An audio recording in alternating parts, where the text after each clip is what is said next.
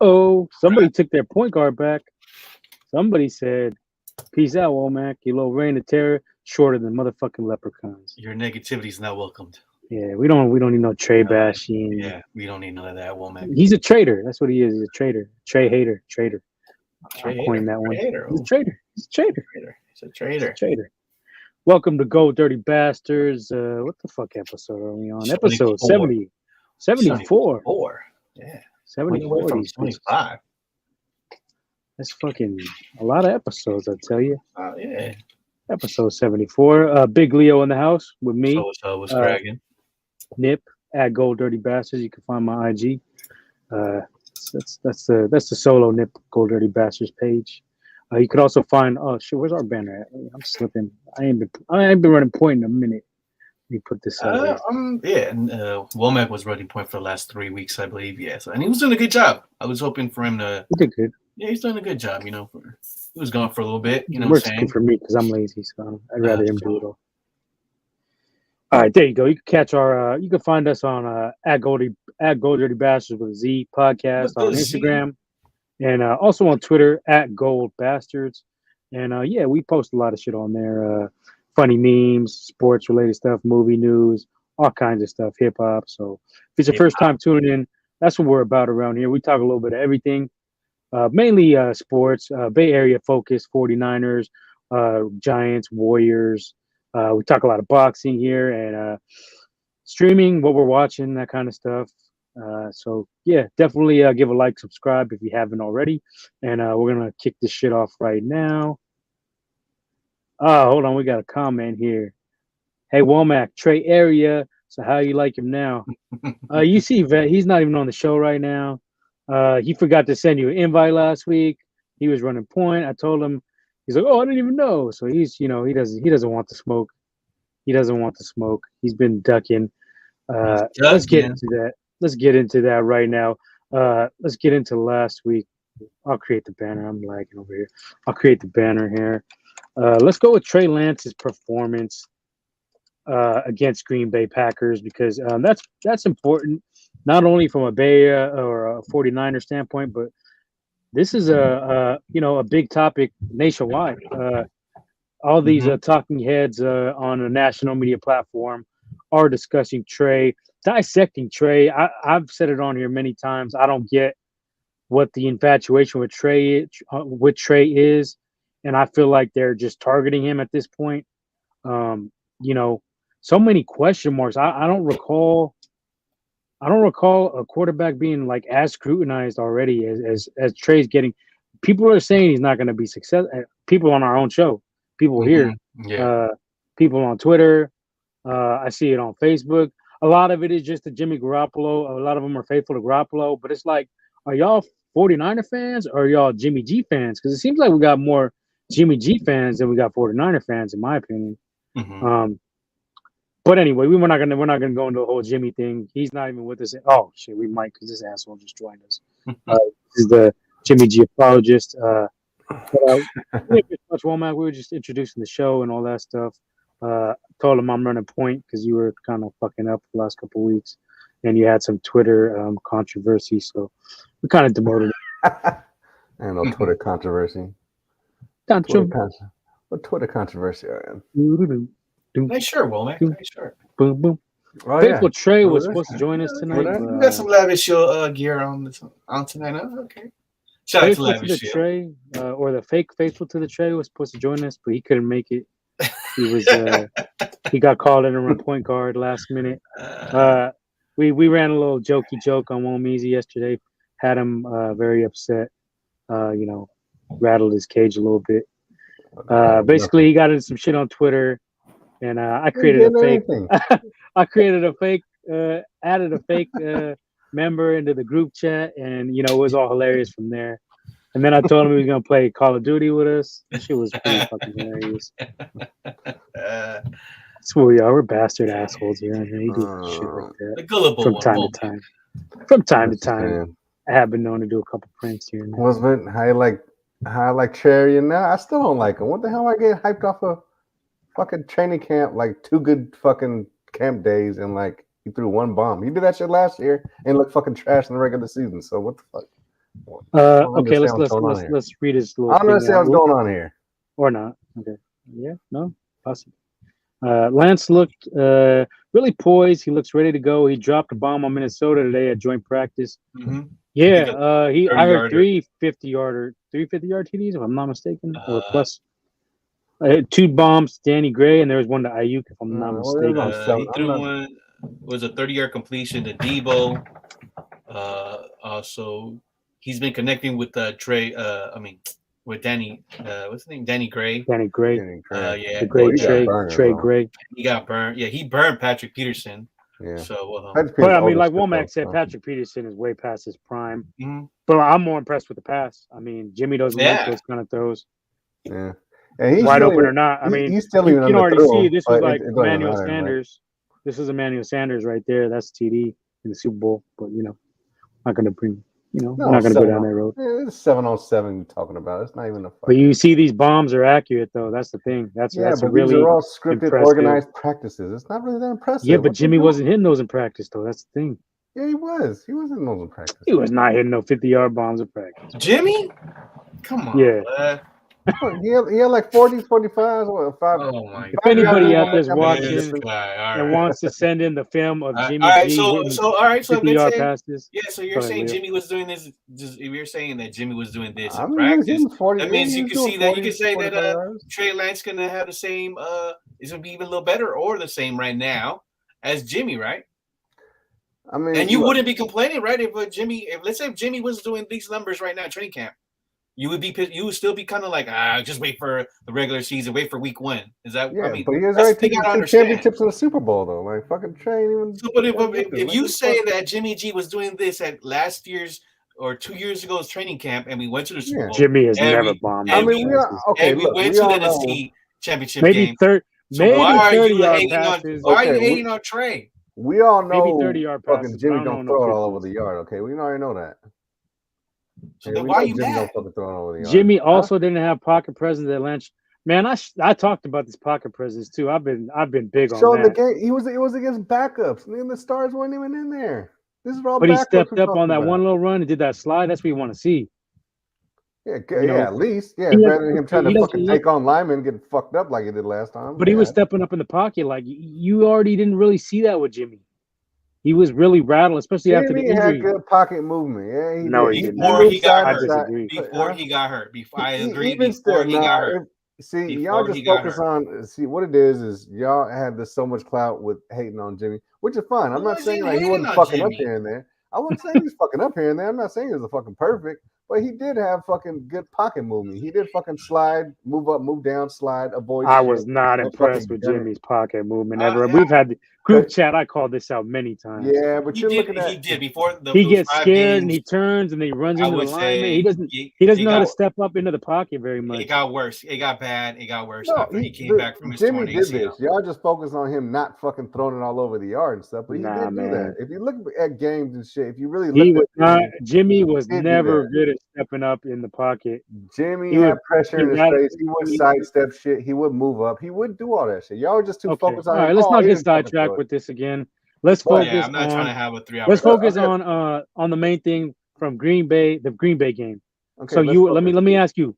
You were not impressed at all with Trey's big bomb? No, I wasn't because he threw it up high into the fucking flat route. He threw it wide out on that fucking out route where he fucking. No, I'm talking about. I said the bomb. I said the Danny Gray pass. Oh yeah, well I said it was a good pass. I didn't say it was a bad pass. I said it was a good. Even the group, I was like, good. It was a good pass.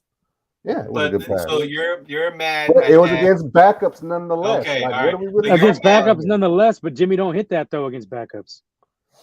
Yeah, well, he don't throw it all over the yard. Look, the thing with Trey, it was never a question of his arm strength. It was never a question of his athletic ability. You questioned his accuracy on deep balls, though. I remember that. Yeah, that's it. So what are you questioning now? I'm still questioning the same shit. His accuracy? Yeah, I'm still questioning his accuracy. He was throwing some nice passes today. I seen some videos. You're still questioning that? Yeah, well, that Danny Gray was wide fucking open. He didn't have to throw it. We've seen Jimmy throw passes at wide open receivers and overthrowing it. So what are you talking about? Trey been overthrowing receivers off fucking camp. I would say somewhat, but not as high. No, he was. But what did I tell you? What have I told you in the group chat? What do I think? What do I think about Trey? What do I think about Trey? He's a gamer. I'm telling you, he's a gamer. He's not a gamer. He's better in games than he's in practice. No, and he's not going to be a high completion percentage guy. He's going to be hitting TDs. He's not. And what did I tell you? You want to go back to last week? I said he was going to have 100 yards in the TD, and he was going to be very effective. You said he wouldn't have a TD. You said he's going to have 30 yards. Fuck out of here with that shit. He had 79. Like 11, 12 yards before that fucking bomb. What are you talking about? Because they were all fucking okay, short. but he's a big playmaker. He's big play Trey. He's one play Trey. He's not even big play Trey. One big play. Yeah, you're right. He is one big play. One play is all he fucking makes. Maybe if we're lucky. See, I tried to tell you last week. You're used to this 5-yard completion, 5-yard incompletion, punt the ball, kick a field goal. But Trey is not about that. Trey is about throwing the ball on 7 and 7s, stretching the defense. See, you don't even go ahead. You finish. I'm not impressed with motherfuckers in organized practices. I'm not impressed with motherfuckers. This was a preseason. I'm not even impressed with preseason. What the fuck against backups? He's not even facing no pressure. This guy wants I don't understand. Undefeated. No, Trey Lance. It's not even 100%. That. Do this shit when the bullets fly. Do it when fucking you're not playing against the 22nd ranked pass defense in the Texans. And everyone's saying, "Oh my god, look at this guy!" Like you fucking with him. They were playing good down the stretch though. Texas pass defense. No, they weren't. They were 4-12 the whole fucking year. What do you mean? They were solid. 22nd rank is not fucking solid. What are you talking about? Down the stretch, I said. Down the second half of the season, they were good. They only fucking won like what? They won like one. Go look up the stat. I've already looked at 2 games. Yeah, we already looked up the stats. All right. Defense. I think we were ranked throughout last year. I think we were ranked 5th best offense, right? In NFL, the whole NFL, right? Yeah. Were we? All right. Number one in red zone. Okay, so now you're so hostile. Okay. I'm not. All right, so do you think we should have that? Nothing. Can people finish on the show? I mean, but can you see already somewhat improvement already in the quarterback position? No, I mean, not really. Because what are we looking at, really? Like, we knew he could throw the ball. We knew he could run the ball. Has Jimmy ever thrown a 76-yard TD in preseason? I don't recall it. So already you could say he's done more than Jimmy in preseason ever. Well, who gives a fuck? It's preseason. Who cares? It's the sample size we got right now. Yeah, well, it's not much. Well, you tell me much because you were complaining about practice, right? So then I said, okay, so because more often than not, but if you look at all, and then he did in the preseason game. So then when he does in the regular season, what are you gonna say? You're still not gonna be happy. Well, let him do it consistently. That's what he's supposed to do. I'm not gonna get happy because of fucking he does his shit in fucking. Nobody's saying. I'm not gonna get happy. Saying.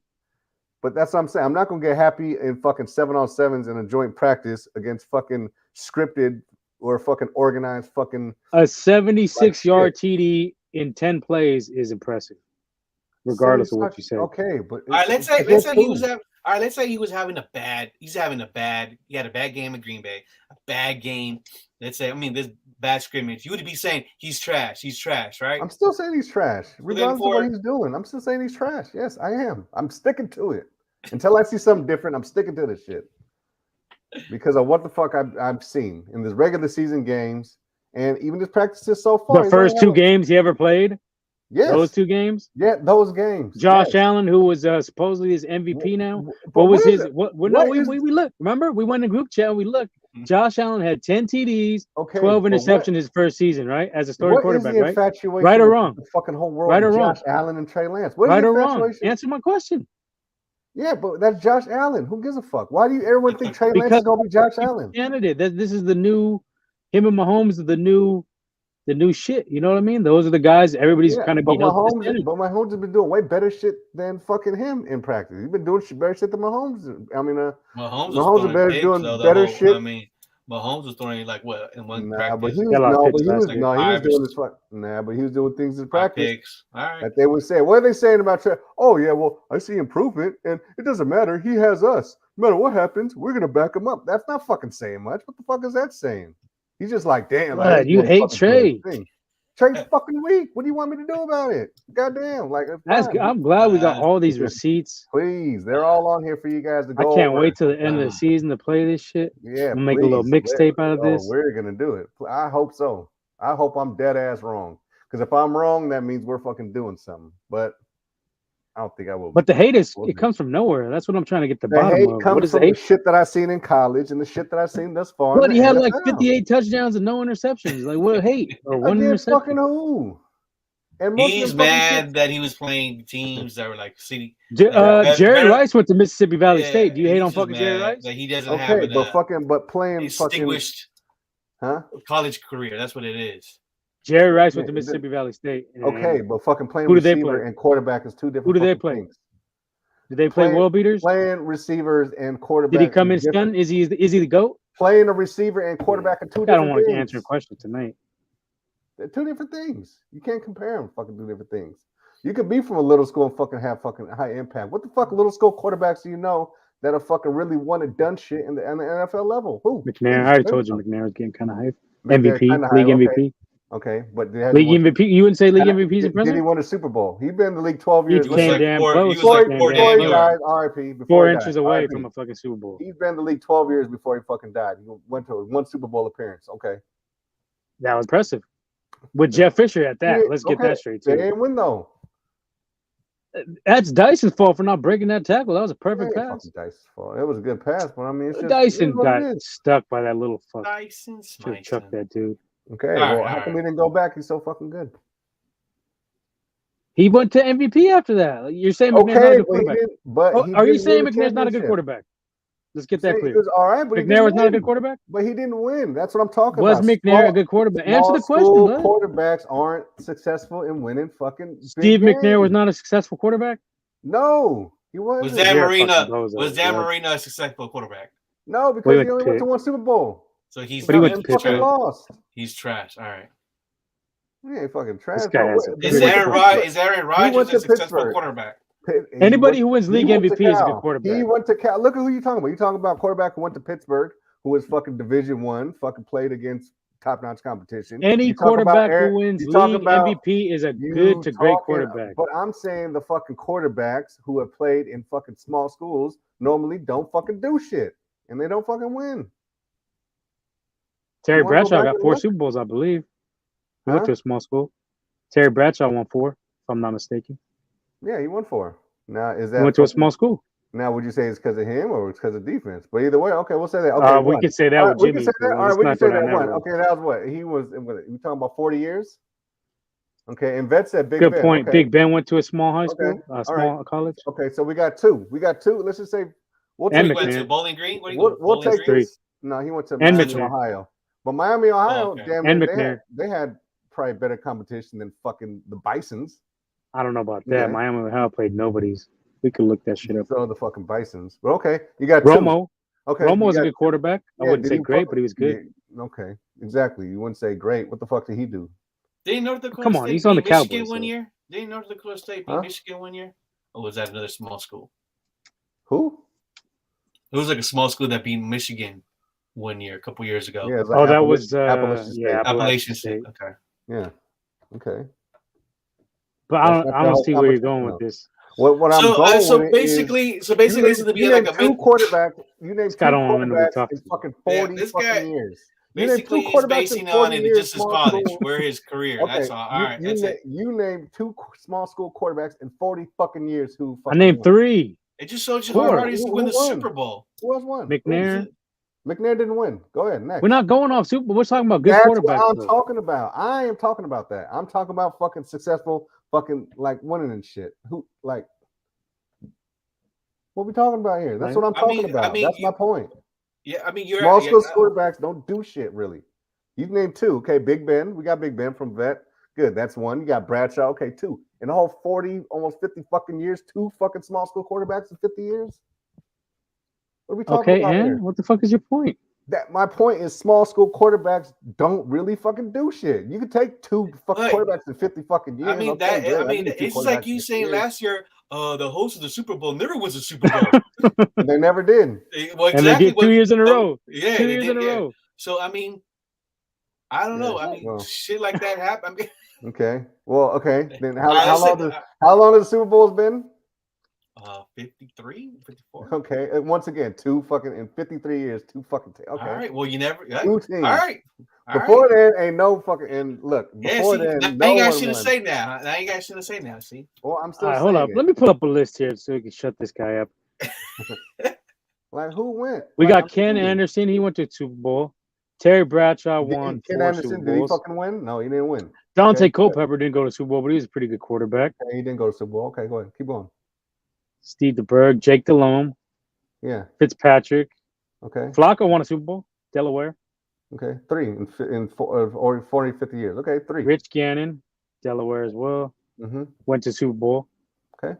They win? No. Your boy Jeff Garcia, your favorite Niner quarterback. Of all time. San Jose State. John Kitna. Weak ass Kitna. Dave Craig. Lomax. Neil Lomax. Womack. Oh, close enough. McNair, Alcorn State. Yeah. Ken O'Brien, California Davis. Mm-hmm.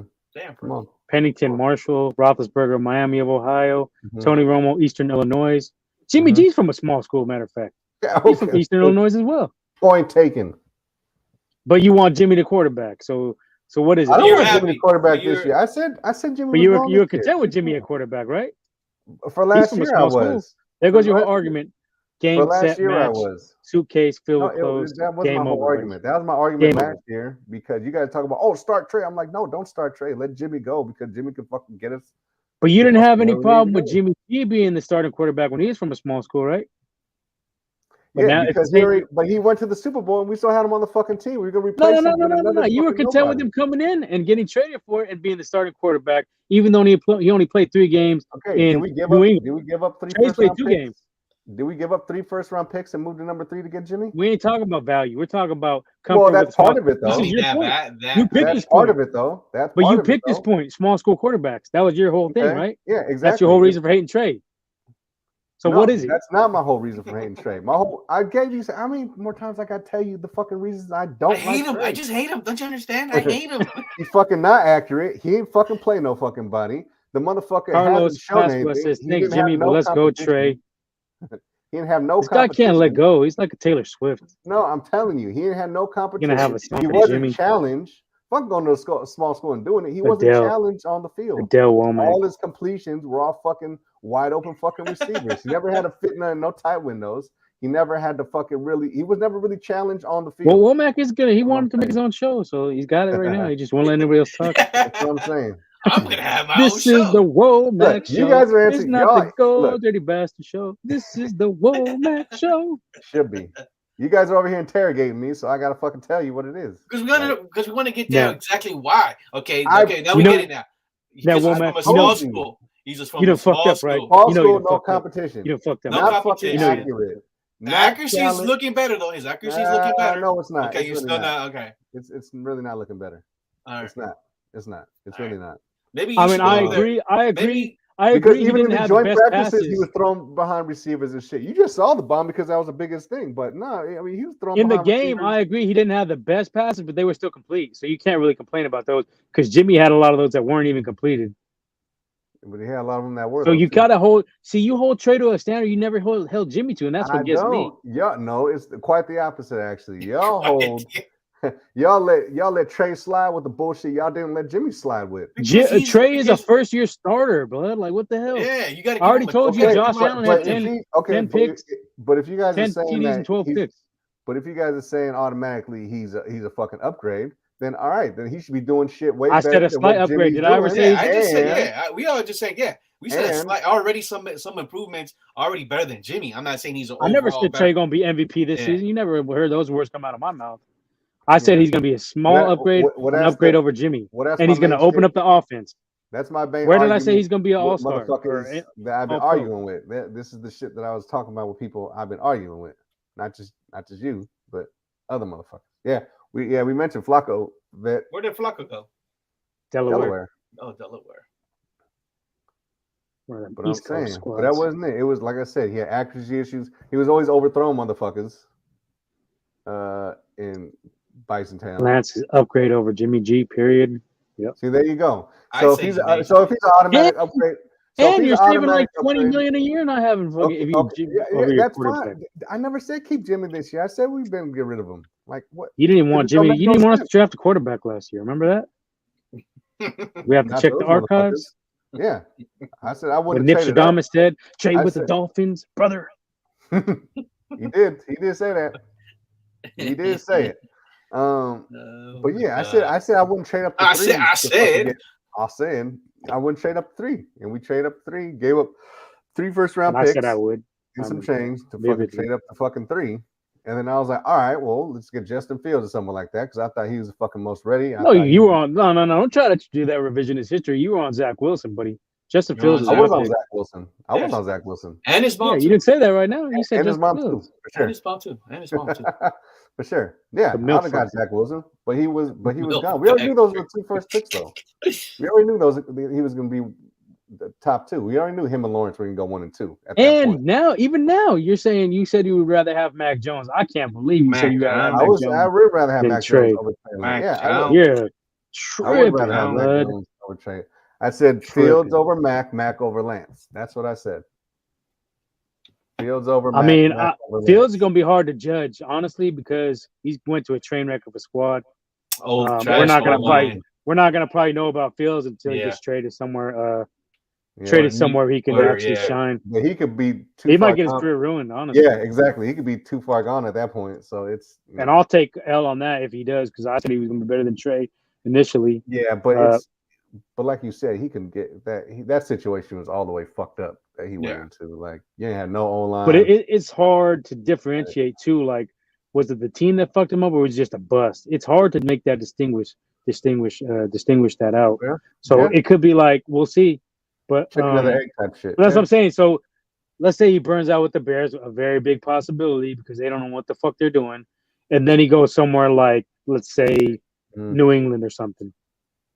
And plus, even also, Mac will be there, but he's getting the Alex syndrome right now, right? I mean, he got a whole fucking new coach, a whole new turnover, all new scheme right now, right? Because that whole team is just fucking got completely. We don't even know who the coach is. Remember, we tried to figure out. We've never heard of this dude. Exactly, perfect example. He's like a Madden, that team is a mess generated right coach. So Madden dude, he just when you simulate the team, you got players that want to get traded. They got injuries already. But just lines, I mean, they all fucked up all across the board. They fucking Justin Fields processed shit too slowly. But I don't know if you put him in our system. How does he look? That's the thing. He's with the weak ass Bears with the weakest O line. I think he looked calling some garbage.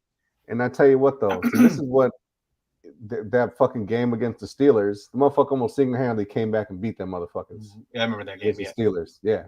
So that game even there would show me. That one game alone pretty much shit on anything to me that fucking Lance done in any of his college or fucking pro careers. That one fucking game. So that's just me, though. So you basically what Womack is. He needs more proof. He wants more proof. I didn't know, and I said that. Yeah, and he needs more proof why he's pissed. But he's going about it the wrong way. He's saying he's weak. Instead of saying I don't know if he's good or bad, he's saying he's weak. He's garbage. He's just saying he's garbage. He's bad. Yeah. His feelings are hurt. He's just trying to get views, man. He's like I'm convicted in that. But it's good for us though. We can't just have Anna Lucius. We can't Anna Lucius.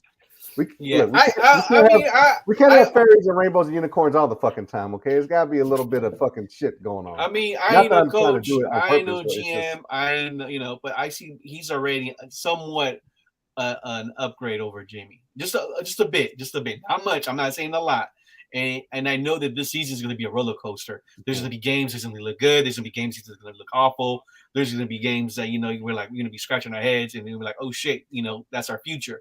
So, I mean, that's the type of season I expect with the Niners this season. But right now against the Vikings, I was satisfied. I think we played 12 plays, 12 snaps or something like that. It was like a little bit over 10. He's not. No, that was last week. I think that he's not. Supposedly, he's not even playing this week. We talked about this, but I think Shanahan. No, talking about the Green Bay game. Starting him this week. Oh, he played 11 snaps, I think. Yeah, I want to say 11 or like a little bit over 10. Right? So yeah. You saw 10, 11. Yeah. Yeah. So okay, yeah. Womack likes to say, yeah, but that was third, fourth, team, players, these guys most likely won't play it, but still, though, I mean, I like what he showed. He showed somewhat leadership and some poise. So, I mean, hopefully we'll see that a little bit more because they won't play until Saturday, but they got another scrimmage with tomorrow, right? Or Friday? They got another one tomorrow, and then they play Saturday. Okay. So I'll say stat wise, he does levels above Jimmy. I say 32 TDs, 4,200 yards, and 17 picks. And then what are we trading up for if? But then for that stat line? And then you see why the Niners drafted Danny Gray. Motherfucker's hella quick, got speed. You see that already. I mean, that's Bet pointed that out. He was on Danny Gray before we drafted him. Yeah, so he's already. It just shows you. I mean, they're already seeing. Like, oh, we got this. We could get him because we got Trey. As quarterback now. I mean, because let's say if you had Jimmy, Danny Gray's not going to get a lot of play. Play because what I'm saying, because he lacks those deep throws. Listen, Vet, you can't say anything until you get better Wi-Fi, Vet. Okay, I'm just saying that you got to come with better Wi-Fi before you start talking about any tampons, Vet. I'm just fucking with you, Vet. No, I mess with you. Yeah. Where's Bob Money? Where is Shmoney? Where you at, Shmoney? And he's one man's gonna say the same thing too. I'm gonna just messing with you, Trey. I'm gonna mess with you, Trey. When he gets good ass fucking stats. One man ain't saying shit. And we already know it. He already agreed to get socked in the stomach by all three of us. If he goes to the championship game this year, year, yes, y'all can punch me in the fucking stomach if he goes in the championship game this year. I'll say. So you don't think it's fathomable, right? If Trey throws for 300 on week 1, we're all punching you, Womack. Huh? If week 1, if Trey throws over 300 yards, we're punching you. No. Week 1, yes. I'm not going that far. Carlos Pasqua. What's up, Los? Yeah. What's up, bro? Guess that's the old boy. Hey, Trey slides better than Jimmy shit. Well, shit. Well, Jimmy don't run. So what the fuck is he sliding for? Yeah, torn ACL. He can't even fucking. Run. Can't even skip. This dude got a torn ACL, but there's hella quarterbacks that got torn ACL that are still mobile. I mean, fuck, shit. Man, did this guy get like a bootleg ass surgery or something? I don't know. He probably got a porn star to do surgery. Probably got a Kiara Mia to do surgery in one of the movies. The doctor will see you now. He went to one of those hospitals in Brazzers Studios. That noise. The Brazzer Clinic. But he probably fucking Elway played without a fucking ACL, right? I don't think Elway had a fucking ACL. Oh shit, the Elway one was COVID. Remember that shit? Oh man. Well, John Elway get COVID. Fucking assholes. Who's that? I think I said that shit early on the pandemic. We were being pricks. Oh, that was one of our early episodes. We talk about how he looks like a horse. He looks like the mascot. Because you guys even asked me, you're like, well, what would it take for you to like really be convinced? I said, look, if this motherfucker go to the playoff, regardless of what the result is, win or lose, if that motherfucker goes to the playoffs, I will be sold on Trey. I'll be like, all right, let's fucking roll. Well, that's easy. We're making the playoffs. You think we're not making the playoffs? I don't. I think we're going to be. 25, I said 9-8. 25. I said 9-8. I said 13-4. Let that be on the record. You definitely said 13-4. Yep. Give me your stat line for Trey. For what? For week what? 1? Womack, I want to hear his stat line for Trey for the season. Well, I already bet fucking that goofy fuck.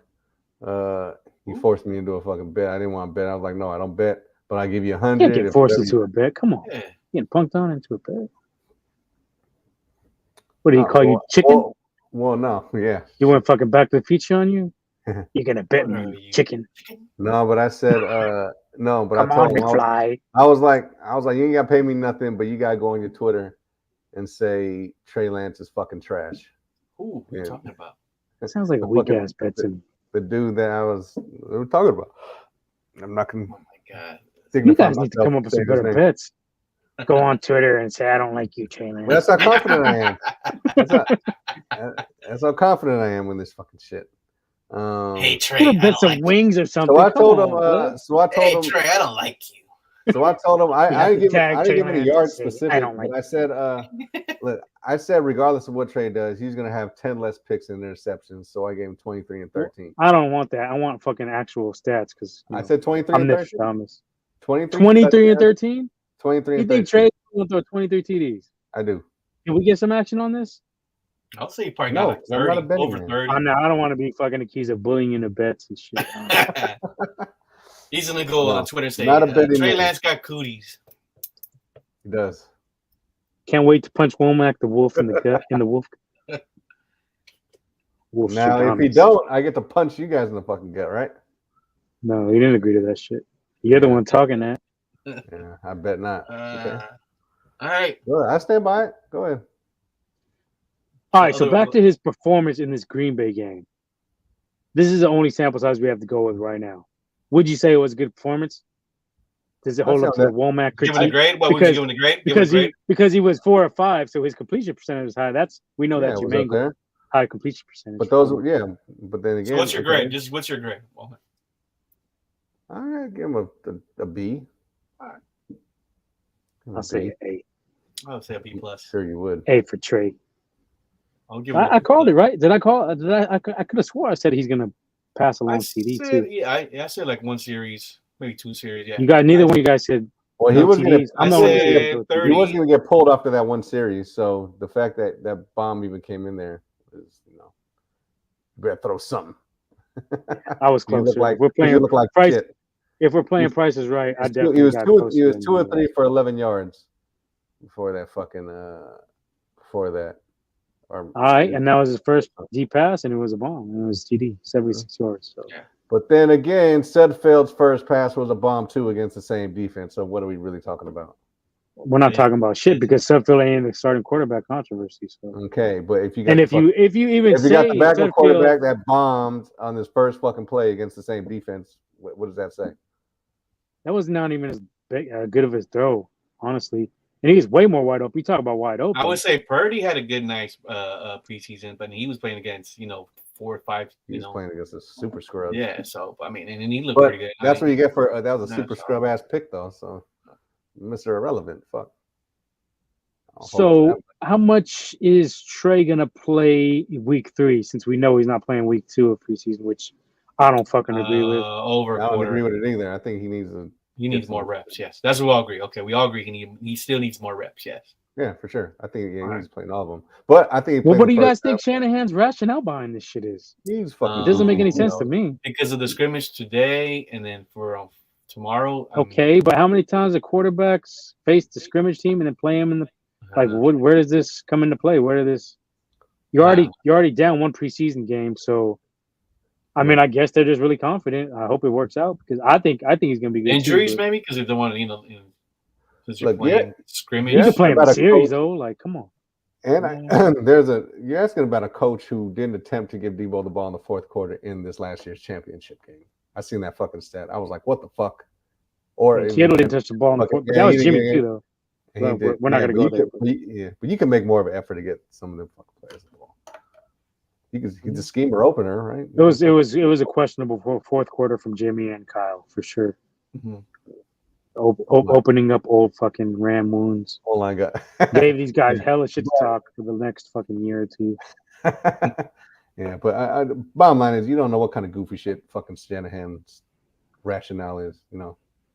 Why do you stop running the ball with the fucking Falcons?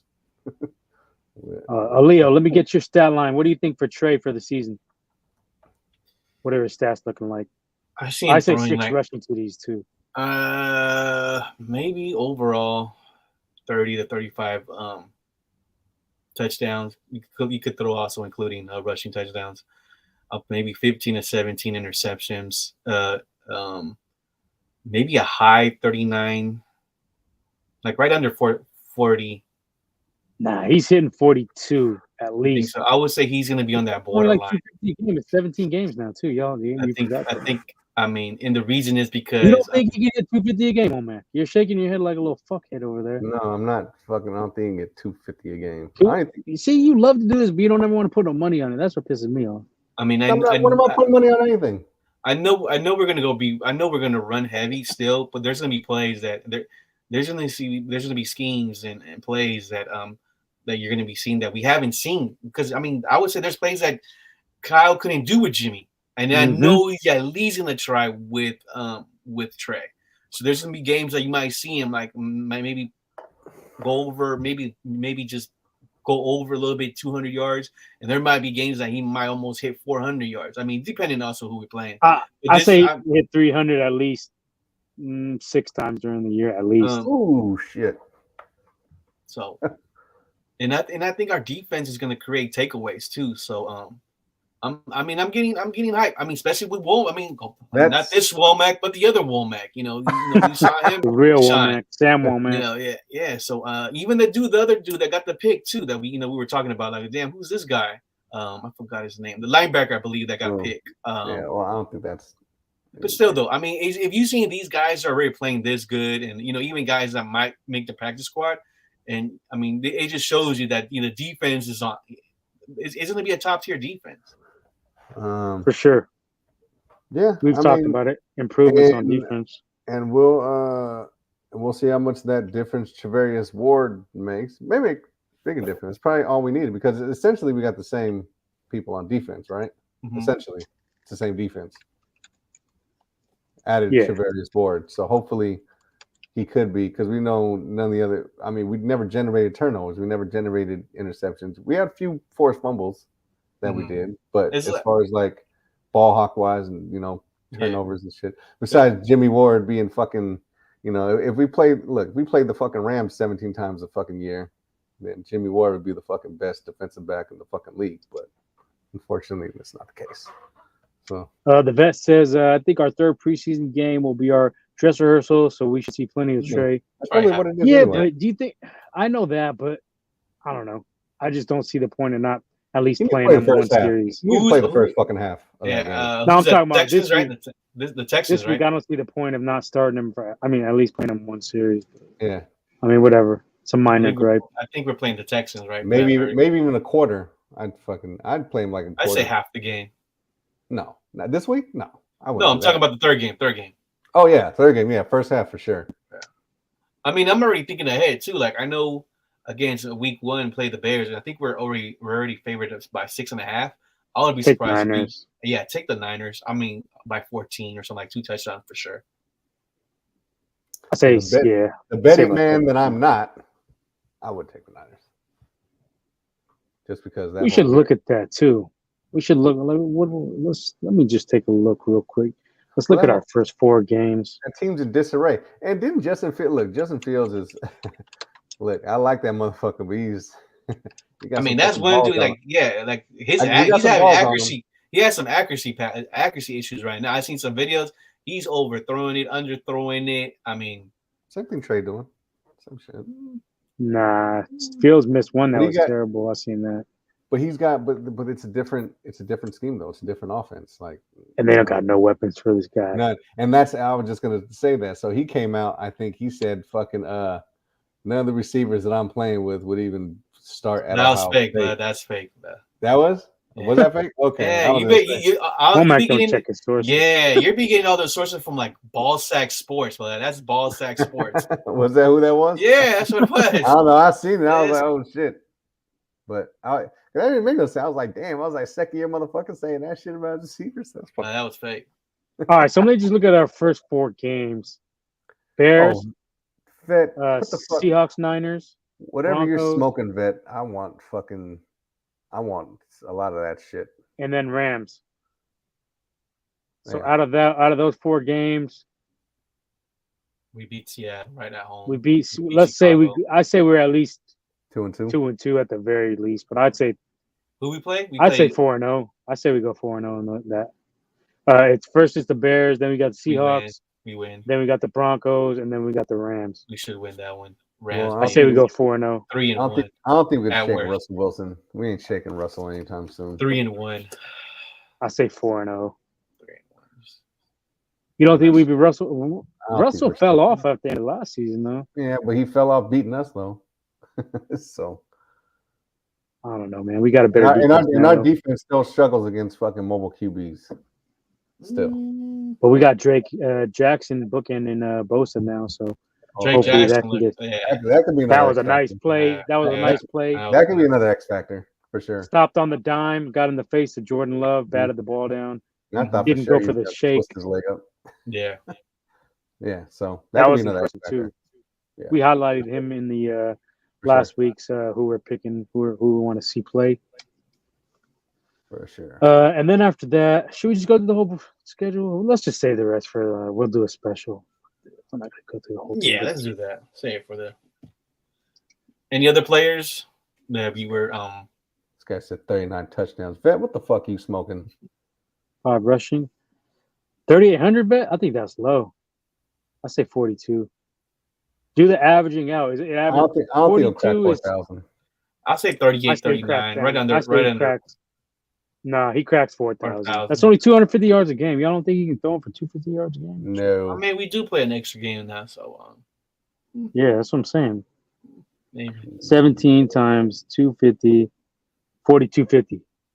That's at 250. That's 4,250. So let's say 17. Say he only gets 230 a game, which is really low. 3,900. So he's hitting 4,000, barring injuries. If he starts all the games, he's hitting 4,000. Mm-hmm. That's only 230, like 236 a game. That's easy money. I wish they had a prop bet on that. Give me the over, easy. Probably do. Like the eggs, over easy. That's easy money. Easy peasy. This guy said 39 touchdowns. 3,800. That's too low, bet. Got to add the numbers up, man. Womack, what did Womack say? He said under 4,000 too. I'm the only one who said over. Yeah, I don't think he's cracking 4,000. Y'all tripping. I just told you that's not even 236. You're saying he's not going to get 236 yards per game? No, I'm not. Man, yes. The reason I would say is because there's going to be games that I would say not averaging. Will be running more. What did he average in his 2 games last year? He averaged about 230. He averaged like one. He's not going to improve? No, he averaged like one something. He had one game where he had like 190 or whatever, the Arizona game. What about the other game? He had over like against the Texans. He had like at least 250, didn't he? Yeah, but he's not going to consistently get that one fucking 90-yarder, 175 yard. That shit's just not. He is. Happen. He's a big playmaker. Oh my goodness! All right, man. Yes. You're used to you see. You're gauging this off of the Jimmy offense, but that's not what we're running. I'm gauging this off of Trey. That's just over. I'm not talking about Jimmy. Who's talking about Jimmy? You were the only one talking about Jimmy. I ain't said you're basing it off the Jimmy numbers. I'm telling you, this is Trey now. So 4,000 yards is not a myth anymore. This is like an every season occurrence. This is something like that's going to happen yearly, like a fucking leap year. This is you are scheduling, naming the fucking absolute best case fucking scenario. Like everything needs to fucking go according to plan for this shit to fucking work, and that's not what's going to happen. Not even best case scenario. 236 yards a game is nothing. It is for him when he's fucking not accurate. It is. He had 249 against Texans.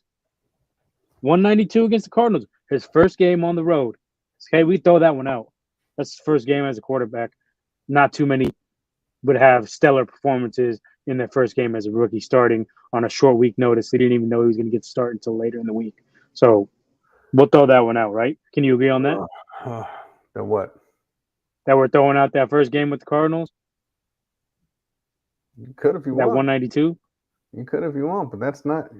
So 249 against Houston. Would you say he had a great game that game? No, not at all. So you'd say that was like an average game for him, right?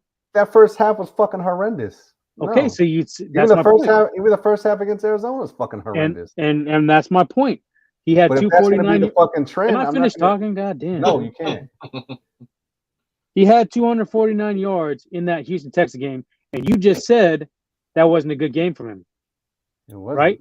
He didn't have a good first half. So that's an average, right? So an average of 249, which wasn't even his best game, that's going to be easy money. That's way over 4,000 yards, 4,200. No. Yes. He's not going to have that one busted play. Go by your own logic. Go by your own logic. You just said that Houston game was not a very good game for him, right? It's not and very he still good had game. 249 and that yards. Was against and what were they ranked fucking pass-wise? But he still had 249 yards. Okay, that's my point. But not all these. So that wasn't even a good game. So he's going to have some good games mixed in there and some average games like that, and he's still going to be over that mark. The only reason they even made that is because of that wide open ass fucking Debo play. Not everything is going to be like that. That's what I'm telling you. It's not all going to be like that. Jesus Christ, what's so hard to understand? Not everything going to be like that. Now everything's gonna be a 76-yard busted play to fucking Debo. Now everything is gonna be a fucking wide open fucking 50-yard. No, it's not. But you can expect a lot of those plays. That's what my point is. I'm not even expecting You're thinking, a lot of them. I know you're not because you're in the Jimmy G mindset. I'm not. The offense is going to be opened up. Oh my That's goodness. what you're not getting. Is Shanahan is going to open up the offense. He's not going to keep it the same way. The Jimmy G 5-yard shit. That's the path. Okay. This is a new era. This is the Trey era. Trey is not going to fucking dumping in with fucking He's fucking not our savior. Trey Lance is not our savior. Throwing in the bucket. We don't even need him to be our savior though. We just need him to be decent. So what are we gonna do if he gets more than 4,000? I want something on this. We don't have to put money, but we got to put something on this. I'm not putting shit on it. Yeah, exactly. Because you know he's gonna get more than 4,000. I'm not a betting man. I don't bet. I'm not a betting man. You do be betting. You just half-ass bets. What I fucking bet on? You bet me last year. You bet me on the Ram shit. You bet me last year on Jimmy G's trade. Oh, you only bet on Jimmy. Okay, I got you. All right. I bet fucking chicken wings. I got you. Fucking wings. That's what I said. We could bet something on this, and you said no. Because you only like to bet on Jimmy, right? Yeah, exactly. I bet you a fucking bowl of Jello. How about that? Diet some fucking Diet Dews. Skip Bayless. You want to take us there? Let me get you a fucking case of fucking. I could see him crack 4K, but we are gonna run the rock a lot. Even still, he only had 23 attempts in that Houston game, and he still hit 249 yards. Okay, but that's not even a lot of attempts. Now, there's a couple good things that I will point out. What is that? What is it? With when Javi was even on the show, Javi doesn't even like you. Of course he does. He loves me. When he was on the show, I was like, look, the play against the Texans where he went and they fucking, I think they booted to Elijah Mitchell, then he rolled out and fucking threw it to him on the I think it was that touchdown pass right there in the red zone. That shit there, with plays like that, is how you use this motherfucker. And that's another thing though too. I don't really think Shanahan's even really is gonna know how to use fucking Trey. He had RG3. He didn't want fucking RG3. You know what I mean? So it's hard for me to believe that he knows how to fucking work with these dudes. I just found another stat for my point too. Against the Seahawks, he only played one half and had 157 yards. Yeah, with the busted 76-yard play. Yeah, so multiply that out. That's over 300 yards for that game. And that was not a good game for him, right? He was 9 of 18, so that was a good game, right? They got that busted play because that's not going to be the norm. They got the busted play. What do you fucking have?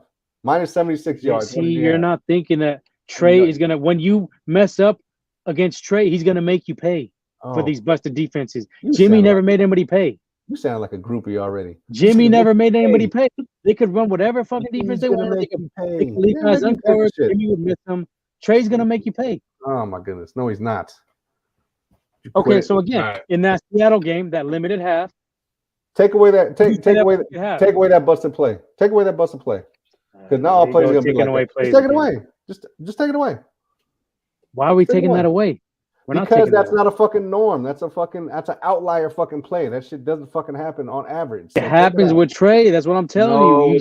You keep saying it don't happen, but how come it keeps happening?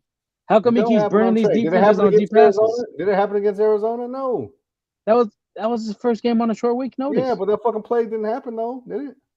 Okay then. Well, Shanahan was calling him pretty good. Yeah, that was pretty. Yeah. Shanahan, I blame more Shanahan. Well, whatever. Either way, take out that fucking play. What do you have? I'm just asking. Take out the play. What do you have? Well, you got to answer my question first. Would you say that was a good half from Trey Lance in that Seattle game? Was that a good half? No, it wasn't. And he still had 157 yards, right? You multiply that for the whole game, and that's 300 yards. Would you take away that fucking 76-yard play and tell me? Leo, should we take away that 76-yard play? No, take it away. I'm asking. Take it away. Take it away. Take it away. That's not a fucking average. That's not a normal fucking thing. Take it away. All right, let's say that we take away that busted play. What if he makes a play that saying that was double coverage and he threw a pass, he threw a dime. He already made that play. Take it away. I'm just saying take it away. Take it away 76 yards.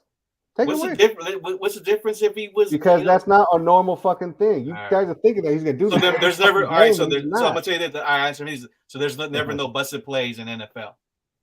Not every fucking game, no. There isn't. Brady has a lot of busted pass TDs.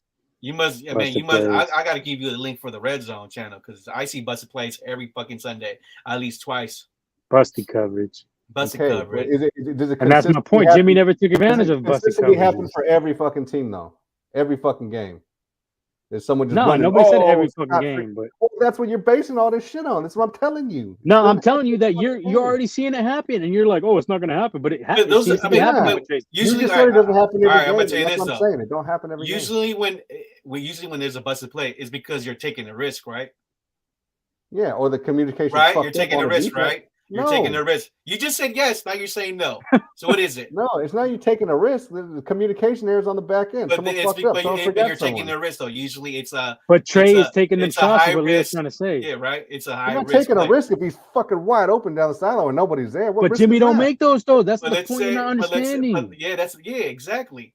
It's like Trey's making them throws, making them plays. Juice was open on that one play, busted play. In Titans, we played the Titans.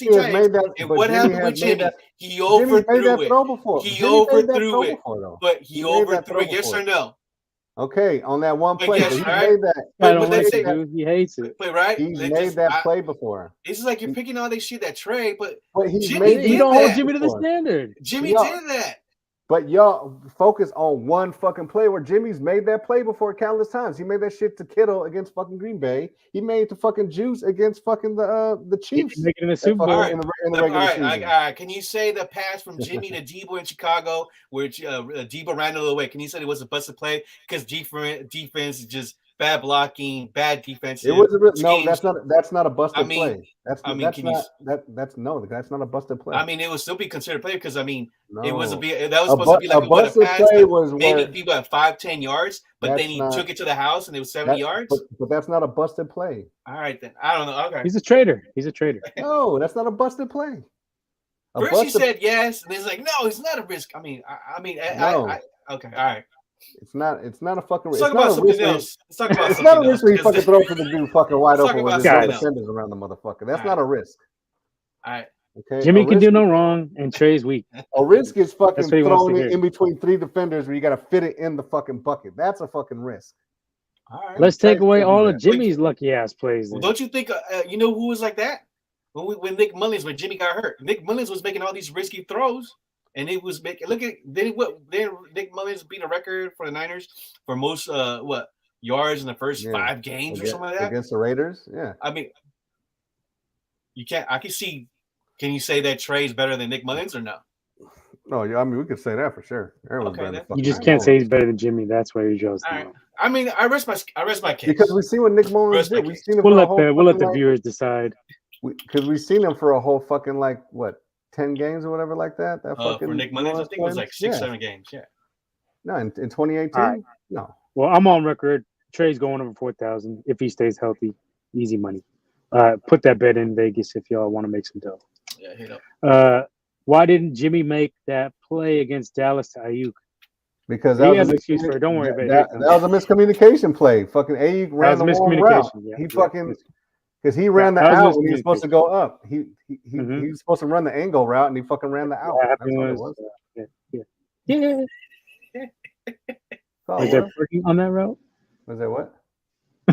Was Kiarmi on that route? No, he wasn't. All right, yeah, you're tripping, Womack. You just have this natural defense of Jimmy. It's hilarious, but whatever. I don't. I've been told you you're a fan. You're a fan, so that's. I've been told you fucked up. What you mean? But that's what I'm saying. Trey makes his, and you still criticize. I mean, you know what? You know what? This is what it is. Because if he's supposed to be this instant upgrade, and you're like, oh no, well he's just gonna be where Jimmy was at. So why trade 3 first-round picks to get where fucking Jimmy is? I don't make no. He's better than Jimmy are. But go ahead, Leo. Yeah. It's the same thing. If let's say if Womack had a Twitter back when Joe Montana got traded to KC, you will know that Womack will be hating on Steve Young. You know, that's that tendency. He had. He has that. Oh no, he can't be better than him already. I mean, you can tell that. Yeah, I mean, it sounds like it. No, I don't. You don't like him, right? I don't like who? Trey Lance. Well, we've seen Steve Young play when Montana was on the fucking roster in '92 when he was MVP. But you still didn't want. You still wanted Montana, right? I wanted Montana. Yeah. I wanted Montana. But I was still. I was still. What are you gonna give me shit for? But no, because you have this thing for be Jimmy, like, but we're not. Let's just goddamn. It's not. Let's talk about Sam Womack. 2 picks. I just think Well, Trey's if y'all talk about that, I'm Denard got cut. What's his name? That one dude got cut. Darquise Denard. Yeah, he got cut, right? Yeah, got let go. But who else? Drake. Robert Kindici got cut. He got cut. Yes. Robert Kindici. A lot of people are thinking he was going to stick around, but supposedly, what it was is and I read this. My source is one of these fucking beat writers, not a beat writers. I forgot who it was, but they was saying that I think what he was doing, he was tackling these players to the ground, and Kyle had to keep telling them stop tackling the fucking players to the ground. Mm-hmm. And he did it a lot more often than Kyle liked. So I was like, all right, you don't want to listen? Get the fuck out of here. He was tackling players to the ground, like what? Oh, okay. In practice, because they don't like tackle. You don't want people getting hurt and shit. And, okay. Which I understand. And that was Kim Vici kind of seems like that type of motherfucker. I mean, we did say that our defensive line is stacked. Yeah. So it would have been even better if he was on there, but whatever. But he got cut from Seattle last year, right? Yeah. Yeah, I heard. Was he originally drafted? Was he Cardinals? He was originally drafted the Cardinals. Cards, yeah. First round pick, I believe. Yeah, I agree. Womack's right on. I mean, multiple sources. I don't remember exactly, but I've seen a bunch of them on Twitter saying the same thing. One of the beat writers. That they said he probably hit Trey or something late or something like that. And, you don't want him hitting your valuable. I don't think it was a quarterback. I think it was probably like a running back, or he was just no. They didn't specify. I'm saying it was probably Trey. You hit that quarterback, you getting cut. I think off top. Yeah. Or even Purdy. I mean, he probably hit a quarter. I say he hit a quarterback. You hit a running back, that probably let you slide, but you go after a QB. Maybe he went low on him or some shit. And this is multiple times though.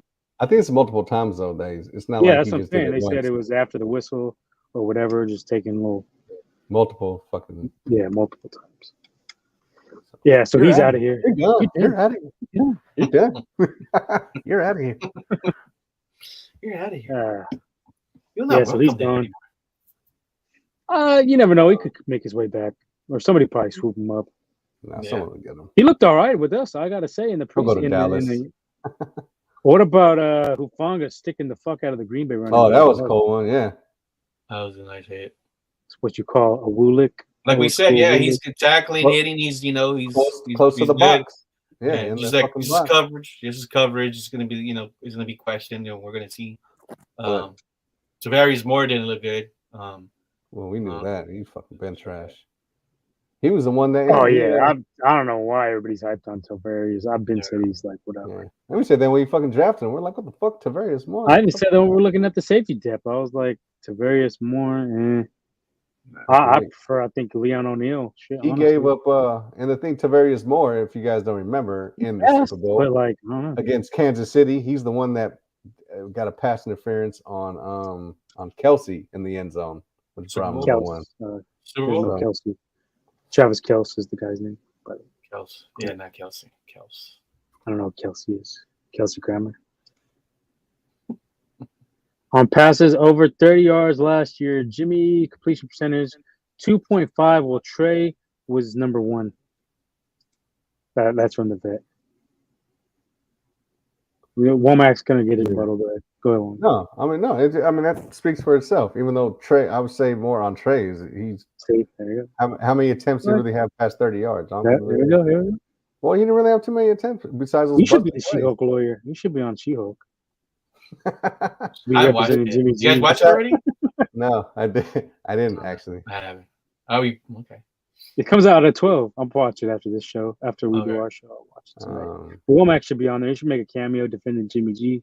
Well, Trey didn't really do a lot of big. Did he do a lot of big passes? I don't think. I think those two busted. Not busted. One was busted. One was a schemer.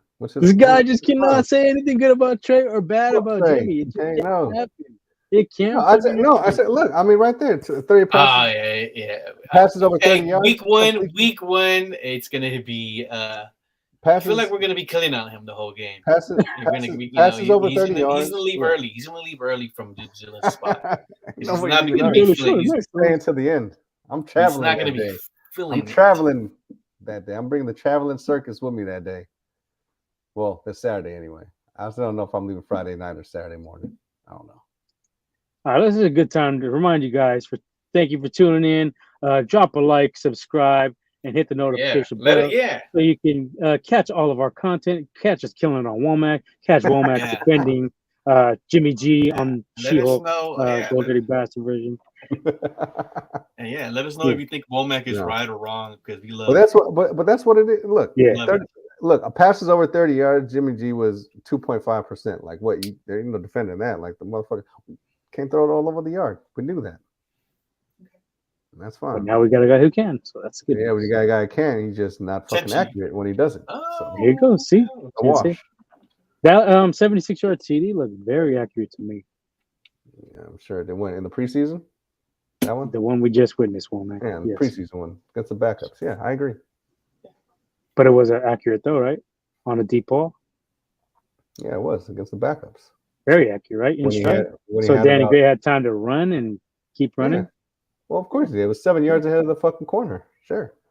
But the ball had to be placed perfectly. Dude's a fucking burner, exactly. Yeah, so there you go. But the ball had to be placed perfectly in order for him to keep that speed going, that top end speed moving in stride to the end zone.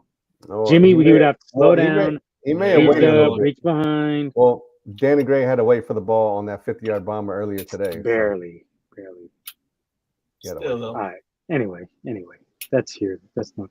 Let's move on. Wait for the ball against the Texans. That's another good point. You mentioned Debo and Kittle, who were not in that game either. So let's not act like Jimmy had his starters going against Green Bay's backups, right? Because it was his backups too. For Green Bay. Because Danny Gray is what, third or fourth on the depth chart, right? Mm-hmm. Right. He might swoop Jenny's spot on third. Yeah, maybe. But before he made that catch, he was like fourth on the depth chart, right? So you could say that Trey is elevating his receivers already, something we never seen out of Jimmy G. No, it's just fucking Gray fucking had a chance to actually play in the game and actually showcase the speed. That's all. And a quarterback that could throw on the ball deep. Yeah. Thank you. Okay, but see him consistently do it though. Yeah, I think we're already seeing that, but we'll see during the season more. Yeah, we will. Let's see. Let's hope. I don't think all right, what else we got? What else we got on the agenda here? What do you guys want to talk? Usyk, let's talk boxing. You want to finish up some NFL? You got any other NFL news? Twitterverse, Leo? No. Did they come with the verdict on Deshaun yet or no? Nah, they haven't said nothing. Oh, let's talk about that. Jimmy, another two teams not interested. The Browns apparently not interested, and the Jets. Well, Jets for sure not interested. Browns, I guess, depending. That shows you right there, though. Come on. Would you rather have Jimmy or Flacco? That means it's like, bum QBs. Like that shows you that he's not even an upgrade over Flacco enough for them to make a move. I think what could be more telling is him not going to the fucking Browns if Deshaun is suspended for the year. If that's the case, they could probably just be like, "No, we're not. We'll just wait for you to cut him, then we'll get him because I'm not going to trade for him." I think that's what it is. Teams are maybe just waiting for him to get cut. The vet has a comment here. Did y'all see George Odom pick Cousins' pocket today at joint practice? I didn't see it. Yeah, I did. You did. It's a good practice pick. Nice. Remember, according to Womack, this is only practice. 7 on 7. It's 7 on 7. It counts when Trey does bad, but then it doesn't count when he does good. I said it don't look. It's Kirk Cousins, so because he was posting like them days where Trey didn't have that to get a days in group chat. Just to let y'all know, he was posting it and be like, "Look at your boy, he's hella weak." But on here, you want to be like, "Oh, practice don't matter, right?" When he does good, practice don't matter. When he does good, practice is it's just practice. But when he does bad, that's what I'm saying. That's what I'm saying. Can't wait for week one. Can't wait for week one. I said he had a good practice when he had good practice. I was like, yeah, he had a good practice today. Yeah, so what? I was like, about time. He should have a good practice. But for how long? How long will it last? And you said, but that's more to you though. You was like, oh yeah, he's doing great, and I'm like, okay, 4 for 15. Yeah, but I also said, he's a gamer. Pick 6 to Jimmy Ward is great. Yeah, I said he's going to be a gamer. He's going to do better than practice. He's not a fucking gamer. And I said, and to what else I said, he's gonna be one of the quarterbacks, and when a play breaks down, he's gonna make big plays. That's what I said. Russell Wilson and Big Ben Roethlisberger type, and you were like, no, I wouldn't say that. Blah, blah, blah. Remember? That was only a couple weeks ago. All right. Yeah. Anyway, let's go. Enough of bodiness. He's had enough. He's been had a rough week. Faithful Trey already. What? Oh my God. Yeah, Jimmy is straight cheeks. Why can't Womack see that? We don't know. Yeah. This has been 74 episodes. Every time I talk about Trey, y'all always bring Jimmy into this shit. Womack, we still can't figure this out. Womack, want me to DoorDash you some glasses? When I'm talking about Trey, why y'all bring Jimmy into this shit when I'm talking about Trey? That's what I don't fucking get. Trey. I stick to the subject of Trey. Y'all want to bring Jimmy into this shit. I think we covered that earlier. You don't hold Jimmy to the same Trey to the same standards you hold Jimmy. I think that's I do. Well, not when it's supposed to be the automatic upgrade. I mean, you're supposed to be doing better. If you're not doing better, then what the fuck we doing here? We only got a couple weeks to figure this out, so we'll see. Yeah. And as you see, he doesn't want to put his money where his mouth is on any of these outlandish statements that he puts out there. He's becoming a Skip Bayless, Alex Jones type. I'm a good Christian, man. I don't bet. Probably we're gonna sue you. Let's sue this guy like they sued Alex Jones. Sue this dude for fucking Trey bashing. 29 million. I know. We're gonna come back to these files. I didn't know I was automatically supposed to be on his nuts because we drafted him. My bad. Sorry. Nah, not on his nuts, but I mean, at least say I don't know. He might be good, possibly. No, I'm saying he's not based on what I've seen. This ain't just because we drafted him. I've seen his college tape. I've seen the shit that he fucking done. Now you said he's trash. That's the difference. Yeah, I said that's the difference between like I don't know. He might be good. Let's see. Let's wait and see. He wasn't accurate. He wasn't accurate in college. The fucking big plays that he did have, motherfuckers was running wide open. That was another thing. It's like he was throwing the wide open fucking targets all the time. And who would you say is the best coach at scheming to get players wide open in the league? Who would you say? Who, Shanny? Oh, I would definitely. I would. Maybe. I would definitely say he's the best coach at scheming guys wide open. There's Andy. He's not in the league anymore. There's Sean Payton is in the league currently. There's Andy Reid. LaFleur. Well, that's Andy Reid. I'll give you Andy Reid. LaFleur. McVay. LaFleur. I think that's more Rodgers than LaFleur because Rodgers done his whole career. LaFleur just got there. Personally, but I would say Shanny is definitely the best at scheming guys open for sure. I'll give him that. I mean, I can't really think off the top of my head anyone. Let's just see if Trey can get the ball there. That's the only thing. But he's not before he's not going to split defenders, is what I'm saying. He's not going to fit in these fucking windows because he never has in college. He never had to. We're talking about boxing now, right? There you go. Let's go. Let's on the boxing. Let's go. All right, yeah, we don't need to have a 3-hour episode tonight. All right, let's cut this shit. Please, fucking tired. I'm good. Fucking stressful dealing with this fucking guy. For real. It's good TV. Brick wall, Womack. We got some boxing coming up. We've talked about it. We don't have to cover too much on this. We've talked about it a few times over the last couple of weeks. But we do have new news that Leo has bet both me and E Major on this fight. So he's big on Usyk. He loves the Ukrainian guys. He likes Lomachenko as well. Freedom. We're fighting for freedom. So he's picking Usyk. And Usyk did win the first one, so he's riding with Usyk again. I'm taking Anthony Joshua. Womack was on the fence, but it seemed like he was leaning towards Usyk as well. Last week. I was on to Usyk. So you sticking with it? You're still taking Usyk? Alexander Usyk. Yeah, we're freedom fighters over here.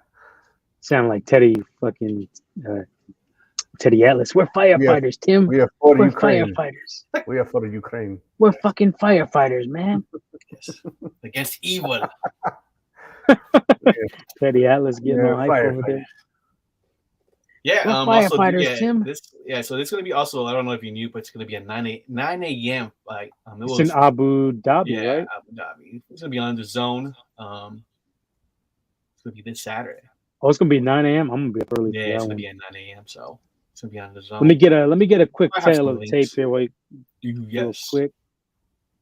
Because I know Anthony Joshua. I think he's 6'6", whereas Usyk is 6'3". The thing, the problem with me, I think Usyk is gonna be too quick, and then that's going to cause Joshua to move around, so he won't get for him not to try to get hit. But I mean, Usyk has that was hands, and then that's that's a problem I still have with Joshua. His cardio, his stamina he's going to get tired. We saw it against him with Andrew Ruiz. Andrew Ruiz. He could take hits, but once all those hits keep coming and coming and coming, and Usyk can pitch. He's a good. He can punch you quick, fast, and he demonstrated that he has power. And I think it's going to be another knockdown. And then I think that's the reason for. I think Usyk is going to win this maybe under 10 rounds. Nah, I gotta disagree. I'm going Joshua. Let me get to the Taylor tape here. I don't know if Womack knows who actually these boxers he knows are. Joshua. He don't know Usyk. Okay. He's just riding with Usyk. I don't know why. Because we love freedom. Eastern European hype. We love freedom. I gotta go for Ukraine. Yeah, we love freedom. So Joshua is 24-2. The 2 losses came to Usyk and Andy Ruiz. He did avenge that one. Usyk is 19-0, 13 knockouts. Joshua got 22 knockouts in his 24 wins. Like I said, 6'6". Anthony Joshua, Usyk 6'3". Anthony Joshua has 4 inches of reach at 82 inches to Usyk 78. Usyk is a southpaw. And Usyk is nicknamed the Cat, by the way, if you guys didn't know. So you guys are getting on the kitty cat hypes tonight. So you guys are on the kitty cat hypes, apparently. Where Joshua is AJ. AJ. So AJ versus the cat. AJ the cat. AJ and the kitty cat. The Ukrainian cat versus apple juice. So Joshua looked good in his rematch against Andy Ruiz. He was able to adjust. But but Andy Ruiz did not give a shit after that rematch. You could tell. He was happy. Yeah, but Usyk put on a lot of weight in this next one. He looks like he put on a good 10 to 15 pounds. So he may be a little slower than last time, trying to think he could knock him out. I think it might end up backfiring. Also, Anthony Joshua has switched trainers. He's gone with Robert Garcia for this camp. So I think he's going to implement a little bit more of the body shots. I went and rewatched the fight this morning. He was successful when he was throwing to the body. So I think that could be one of the things he improves on, making a more consistent attack to the body this time around. And as you mentioned, the conditioning, he looked a little bit gassed in that fight. So I think he's definitely going to step up his cardio. And I think he gets to win this time around. And I think he may stop Usyk this time inside of 11. Oh, wow.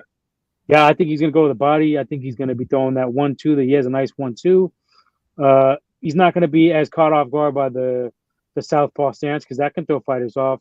And he's already shown that he's good in rematches. Granted, you said that Ruiz was a little bit more out of shape in that fight.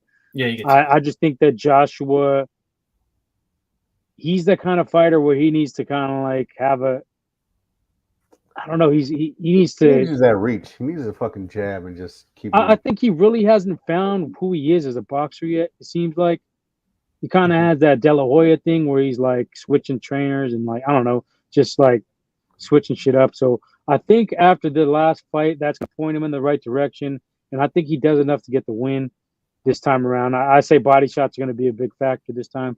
If I was a betting man, I would say, which I am, I'd say bet on Anthony Joshua getting plus 170. If you're betting the casinos, or if you want to bet your buddy, if you want to bet Big Leo, you could bet him. That's what me and you maybe did. Yeah, Venmo. I got a little something on Joshua too, on the in the sports bet or whatever sports book. I think he's gonna utilize his reach better this time. I think he's gonna have better timing on Usyk, and like I said, Usyk coming in a little bit bigger might be a mistake. I think he should have stayed at the weight he was at because he was faster. Putting on 10 pounds can slow you down in the ring, and maybe mess up his cardio a little bit. And he was, let's not forget, he was in Ukraine fighting a lot of that war. I know that's a different kind of in shape from military in shape to boxing in shape. So yeah, give me Anthony Joshua. I would say it's an upset, I guess. He did lose that first fight, and he's the underdog in this fight. So I say Joshua gets the win, and I think it's shaping up for a Tyson Fury versus AJ match. Finally, Tyson talks a lot about AJ, but he don't really talk a lot about making the AJ fight. He loves to bring. He kind of like on that Ryan Garcia shit when it comes to AJ and Usyk as well. He like he can't keep their names out of his mouth, but then he's talking about I'm retired, I'm not retired, possibly. He said he'll fight if Joshua wins, he'll fight him, but it has to be for free, no charge to the people in Britain. Like, come on, man, you ain't making these crazy ass demands. Like, what promoter's gonna take that fucking fight? No gate charge to get in? Like, fuck out of here, man. I don't know. I've always felt Fury is a little bit overhyped. He beat Wilder. He beat Wilder and nice. And he beat what's his name? Klitschko, who was already done, but he didn't really do much Klitschko. It was like not a very impressive win. It was decent. But yeah, so that's coming down the road, and I will be taking Joshua in that fight as well. And I'll be taking bets on that. So you can get at me.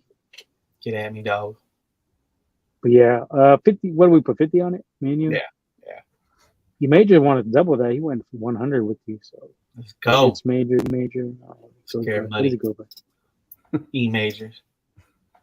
Okay. Yeah. So that's gonna be good. Yeah. Any other boxing news? It's gonna be payday for me. Nah. This is fairly easy right here. Payday. Usyk like you want payday? Womack, you want payday? You want bet? No, he's taking. He's only team the freedom. draw. He's team freedom. Only if it's the draw. He's a firefighter. We're firefighters. I'll bet the draw. Coming up in, what is it, September? When the fuck do those motherfuckers fight? This Saturday, bud. And Oh, we really? already, yeah. Bud. No, he just told you Saturday at 9 a.m. Nah, I'm not talking about Usyk and Joshua. Who are you talking about? What are you talking A about? fucking Triple G. Jimmy and Trey. Yeah. Triple G? Yeah. Trey, and is and that Canelo. Where you go to that fight? That's 16. Huh? Yeah, that's in September 16th. Because I said I only bet the draw, and I was like, one of those motherfuckers. Oh, okay. He wants to bet the draw for that. Okay. And you want to go to Vegas too? Yeah, here you go. Nah, no Vegas. Vegas is banned. That's gonna be easy. I say TKO for Canelo. I say either 10th round or decision. Canelo. Okay. One other topic that I can think of off the top of my head with boxing. We had the Teofimo fight this weekend. Did you get a chance to watch it? I know Womack probably did. I did. I watched it. What were your thoughts on Teofimo versus this opponent? At first, Dude had a pretty impressive record. I think. But he was fighting in Mexico mostly. He was fighting in Mexico, so yeah, it's different over there a little bit. But at first, I think okay, maybe might give him a challenge. And at first, you can see that Teofimo was. You can see that he has explosiveness. But at first, it seemed like he was kind of toying with them. I'm not sure if he was trying to get, just warming up or whatnot. I think he was a little rusty too. He hadn't fought in a minute. Yeah, and then it's a new weight class for him as well. Yeah, went up to 140. Yeah, and you can see like his punches were not hitting them yet. Maybe was lacking power. So I think he was a little bit overconfident. It seemed like he was trying to do some showboating shit kind of early. Yeah. And then after that, when we saw in the later rounds, dude's face, you could tell that he was getting punished, and I think it was the right call for the ref to step in there and because stop it. Yeah, because Teofimo was explosive. You could tell he was fast. Dude had no answer for that, and he was taking a toll. I believe his left eye was it like right under the eye. You can see already bruising up, a little swell. And then Duke couldn't do anything about it. So at first, I was like, maybe Duke gives him a challenge. But after that, Teofimo, you could tell that he got control of the fight. He knew what he was doing. And his speed, you could tell that he had, maybe at 140, that power that he had at, 135, whatever, maybe it's a little bit less. But, he still has explosiveness. And he knows what he's doing. I think a couple of times he even, went southpaw. And he was also using his shoulders. So it was, so you could tell that, Southpaw. And he has a new trainer, right? No, he's still with his pops, right? He's still with his pops. So you could tell he did I think he did pretty damn good. And honestly, what would you give it like as far as a grade? Against the challenger, I would say probably like a B plus B. I'd say like a B. Yeah. I don't know who's I mean, and he won a belt out of this match, right? I mean, then they create a belt. No. It was only 10 rounds, I think. I don't think he won a belt out of this. Okay, it sounded like something was new, something was created or something like that. But yeah, I give it like a B. B plus. Yeah, it looks like sound like they created a title, a belt that for that match. I don't think so. So, how do you think he does against? We talked about it in group chat a little bit Saturday night. I was at Great America. I watched the fight on my phone, but I got it, pretty good. I watched pretty much every round, so I got a good view of it. But I was not super impressed. I thought he looked a little bit rusty. So you kind of got to give him a little bit of slack going up to a new weight, put on 5 pounds, and he had been rusty because he hasn't fought since he lost to Kambosos, and that was a minute ago. That's early end of last year, right? But yeah, I thought he was okay, but I just have a problem. I think he's too arrogant. Yeah. And it bothered me that they said he only trained 2.5 weeks of sparring. That's a little bit short. Like, I don't understand what the reasoning was behind that. Like, I don't know. He's starting to hear things like maybe he doesn't like to train that much, I guess. I don't know. Yeah. But yeah, I thought that was a bit of a head scratcher to hear that he only trained 2.5 weeks of sparring before this fight. But I guess he just didn't really respect his opponent to me. It seems I don't know. I'm just guessing, but it seems like he's just hella arrogant. Yeah. That's the image that gets put out there, and there's nothing too wrong with that in boxing because you want your boxer to be a little bit arrogant, but I think he kind of pushes it. I think. Yeah, go ahead. He thought he was the hot shit after he got that win over Loma. Yeah, I think that's what it is. And he thought he was like pound for pound status already. Yeah, and it was like you haven't defended your belts. Like you got to defend your belt a couple times before you start. And he underestimated Kambosos. I think had he put in a great camp and gave Kambosos the proper attention he deserved, he wins that fight. But he came out just thinking he was going to knock out Kambosos, gassed himself a little bit, got caught slipping, got knocked down in that fight. Now, if you rematch it, I would say he beats Kambosos. Just off the top of the head, if they rematch at 135, probably won't ever happen again because he's staying up at 140. But I would say he rematch, he wins that fight. But overall, I give him a B in this fight. And the potential matchups you're looking at for Teofimo Lopez now, there's been rumors of Ryan Garcia because, Garcia and Tank, of course, aren't going to make that fight. Promoters, this and that. But even this fight with Teofimo, if it were to shape up, there's definitely a chance Ryan will pull out of that as well. I just don't have any confidence in Ryan to take on a real opponent, like a championship caliber opponent. I put him in the boxing class of a Jake Paul. I see a lot of the same hypes. They're friends, they do videos together, YouTube videos, Instagrams, grab ass. I don't know what else they do together, but birds of a feather flock together. These guys talk. He's always got Tank's fucking name in his mouth, but yet, he's like, oh, I want Tank, but you got to come up to 140. Like, you don't even got a belt at 140, and you're trying to tell this dude he got to come up to 140 to fight you. Like, but Tank got belts at 135, but you're going to be like, I call the shots, but I want this fight. Like, you're already like double talk, double speak bullshit. So I don't think he really wants that fight. I don't think he wants that fight with Pitbull. Pitbull been talking, saying like, don't duck me this time again. So I think you're looking at some mid-level fight for Ryan Garcia. He gonna milk this shit, another year or two before he fights a champion, I would say. Now I could be wrong, and if they make that Tank fight, I would be shocked. But I just don't see. To me, it's all verbal. Who pulls out a fight for mental health? Danny Garcia just had a fight a couple weeks back. He beat Benavidez, little brother, and he said he'd been going through mental health. mental health issues, depression. And I get it, depression is a motherfucker, but he still went out there, performed, got the win, and then brought it up after the win. I was going through all this shit. Whereas Ryan didn't even take the fight. He was like back out, like, oh, I don't know, man. This dude just cut from a different cloth. He's not and not in a good way. I don't feel. We talked about it last week, I think, all the title fights that Oscar had at his age, and now Tank ain't got the greatest resume either, but he has wins against Santa Cruz. I know Santa Cruz is coming up in weight, but he still knocked him the fuck out. That was a fight. No, yeah. And Santa Cruz looked good in that fight. He was catching Tank. Yeah. Now, did he have the power? I don't know, but was that way more impressive than an old ass Javier Fortuna fighting at 140? Way more impressive to me than Go back and look at the reaction to that fight on Gold Dirty Bastards. Mm-hmm. Oh yeah, Womack did that.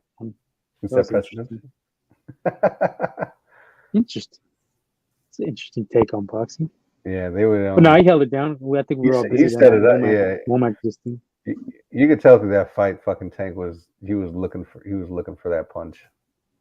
He beat also Gamboa, even though Gamboa was old already. Still a name.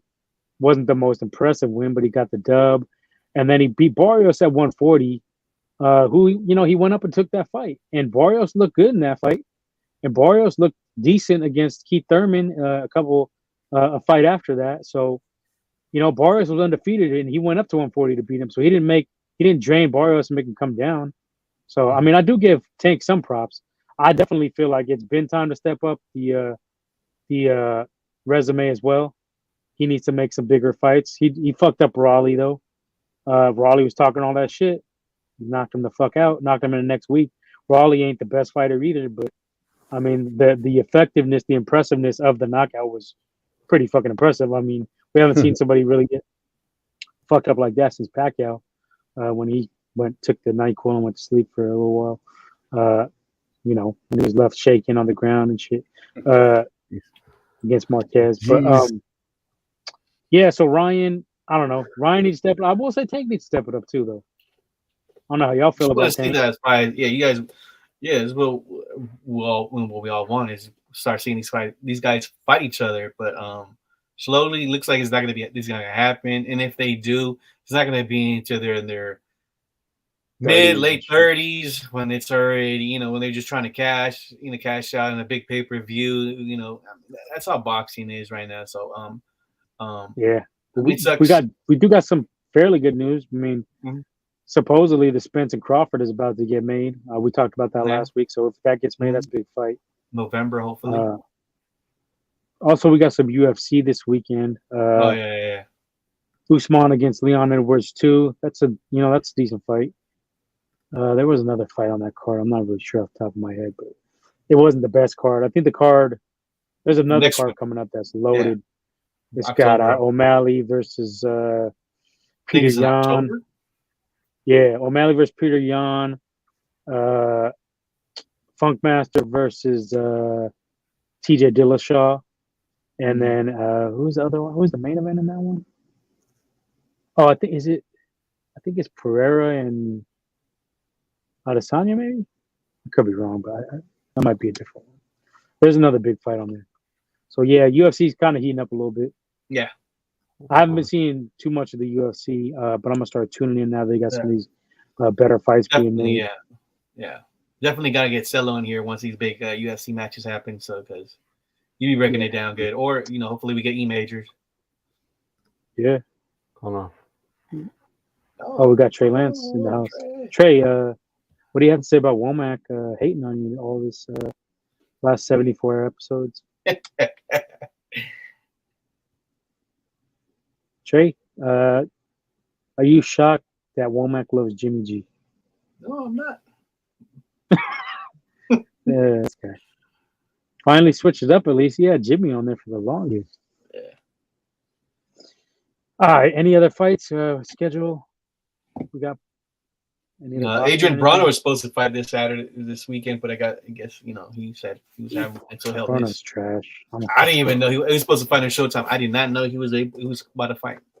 But we didn't even see it because we usually go through the schedule and we usually when we see notable boxers, we're like, oh, there's this fight happening, I didn't see his name. So yeah, he major pulled up, but he's a known. He loves Broner. He used to be on his, jock lightweight. No surprise, he would bring that up. Let's see schedule. Hey, Womack. Let's see if we're overlooking anything. Trey, do you have anything to say about the boxing schedule? I'm not his fan. He's my fan. Let's see. Okay, so we got Usyk. Oh, another big fight. I mean, I wouldn't say it's big, but I think it's going to be some good fireworks. And it's a guy we mentioned earlier, Andy Ruiz Jr. taking on former Luis Ortiz. That's going to be September 4th in Los Angeles. That's going to be a nice fight. Entertaining fight. Yeah, we talked about it a little bit in group chat. I said I would take Andy. Same. Most likely. Yeah. But I would like to see how they both weigh in, what they look like at the weigh-in, because that's going to be a determinant factor. Because Ortiz is up there in age, and Andy, I posted some. I think I posted on GDB's stories a little bit of his training. He looks kind of quick. So it looks like he may be taking this. You always had quickness for a big fella. For a big fella. Yeah, for a big fella. But he looked a little bit like he looked a little bit trim. Like he looked like he might be. Might have been in better shape than the last time we seen him against Chris Areola. Yeah. And then we already talked about Canelo. We talked about Clarissa Shields, Savannah Marshall, September 10th last week. We talked about that. Haney versus Kambosos Jr. scheduled for October 15th rematch. I don't really need to see it, but it was in the contract. So, I mean, I'll watch it, but I'm not like clamoring for that fight in Australia again. Just shows you that Haney keeps his word. You know what I'm saying? And usually we don't see a lot in these boxers. Well, hold that thought because I don't know if we're actually going to see it. Well, yeah, if it does happen, yeah, we'll see. He may just take it because there's not much else out there for him right now. As far as like, aside from a super fight, there's not too many good opponents. We can get a good payday. But yeah, I mean, like you said, it would be good to see if he actually keeps his word on this. I mean, I wouldn't say if he doesn't take it that he's ducking Kambosos. I just think like if he doesn't take the fight and then he takes like a lesser fighter, then that's kind of whack.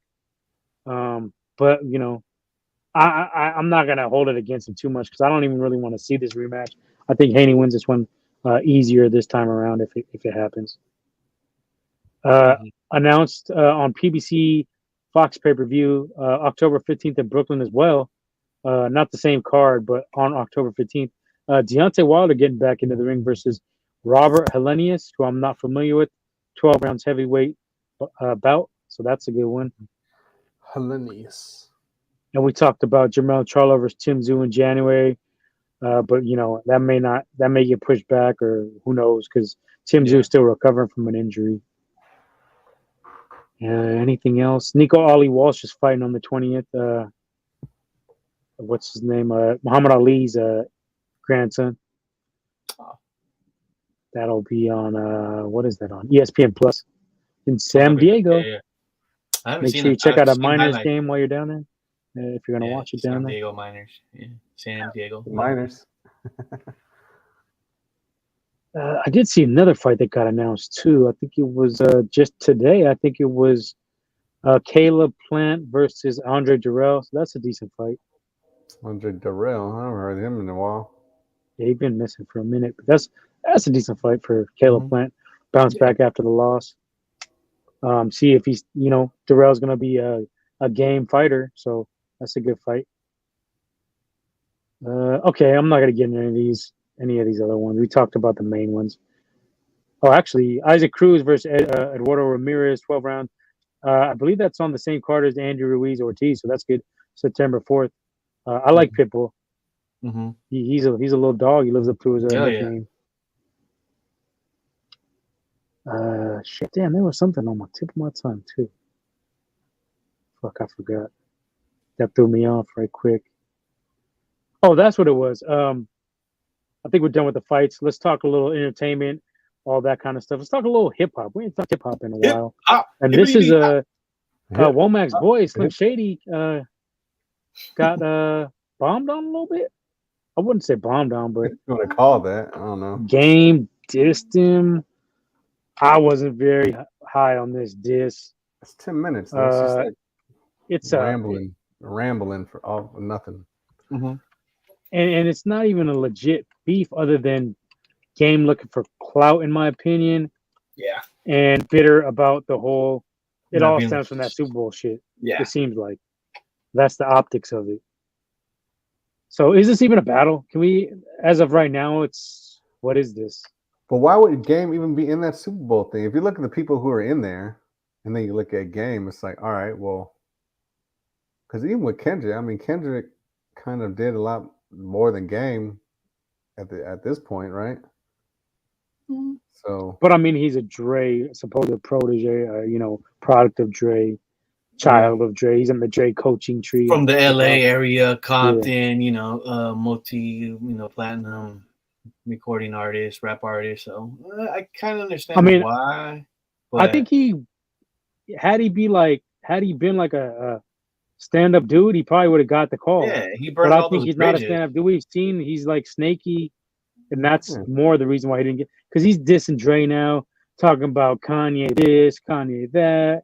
Yeah. Kanye likes my butterfly tattoo that I covered up. What did he say? I don't know if you guys heard the one episode where the Game was at Drink Champs with Nori. I guess when Kanye. I can't believe what this dude says though. But go ahead. Yeah. Game was saying that that was the reason that he brought that up. Also, he said that I guess he was kicking it with Kanye for a good week or two. He said Kanye has done more to my career more than what Dre has done. I was like, wow. Okay. Yeah, but he said in like a month, then Dre's done my whole career, which is fucking ridiculous. Okay. I mean, I don't know. I'm not the guy, I'm not, maybe he has his reasons, but I was like. But he contradicts himself. That's my point, because he be on Dre's nuts on his tracks. Like, Dre this. What did he say? Some of his quotes. He was like, giving him hella props. But then dick rides everybody on this. Yeah, he dick right. Yeah. It's like it's like. The product of Easy, the product of Dre. He said that shit on the song, right? But now Dre ain't shit. Yeah, like or even when M dropped that diss against MGK, he was like, he was propping up M, like saying, "Hey, why is this dude getting at you? I wouldn't just say M. I don't diss legends. You always be saying he talks that double speak too, man. I mean, I thought it was alright. It was lackluster. I've heard Game, have like, what was that one song, 300 bars and running. And I thought that shit was sick. So if you're gonna come at M or something like that, I thought it should have been like that. Maybe use some of his beats, maybe do something. So I thought it was like you're just using this album. I mean, this track to get your album.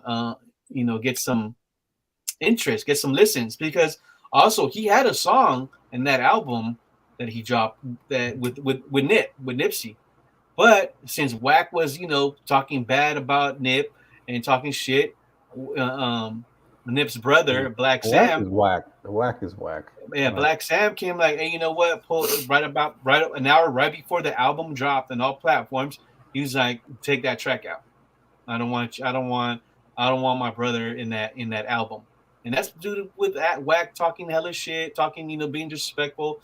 I mean, that's what happens, and then. That's what happens, with Game too. I mean, he's losing all the, opportunities because he's just doing something like why are you gonna diss M? Like, really? Like, he went about it the wrong way. And this is the thing. Like, for one, it's a 10-minute fucking. Who's gonna listen to the whole fucking 10 minutes of this? Probably. I mean, I listen to it, but I'm not gonna bump it. Yeah, I listened to it. I know I was curious.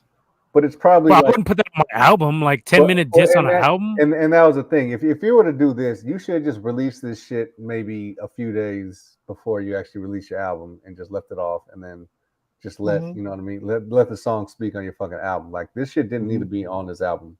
Like I said, you can release this shit like a day or two before it's. Yeah, and he tried to copy M's cadence, his rhyme style. Which is like, all right, I get that, but like, do that 2 minutes of a 10-minute track. Don't do that 10 minutes. Do maybe a minute or two where you're like mimicking him, and then just body him in your style. Like, to do the whole shit in his style.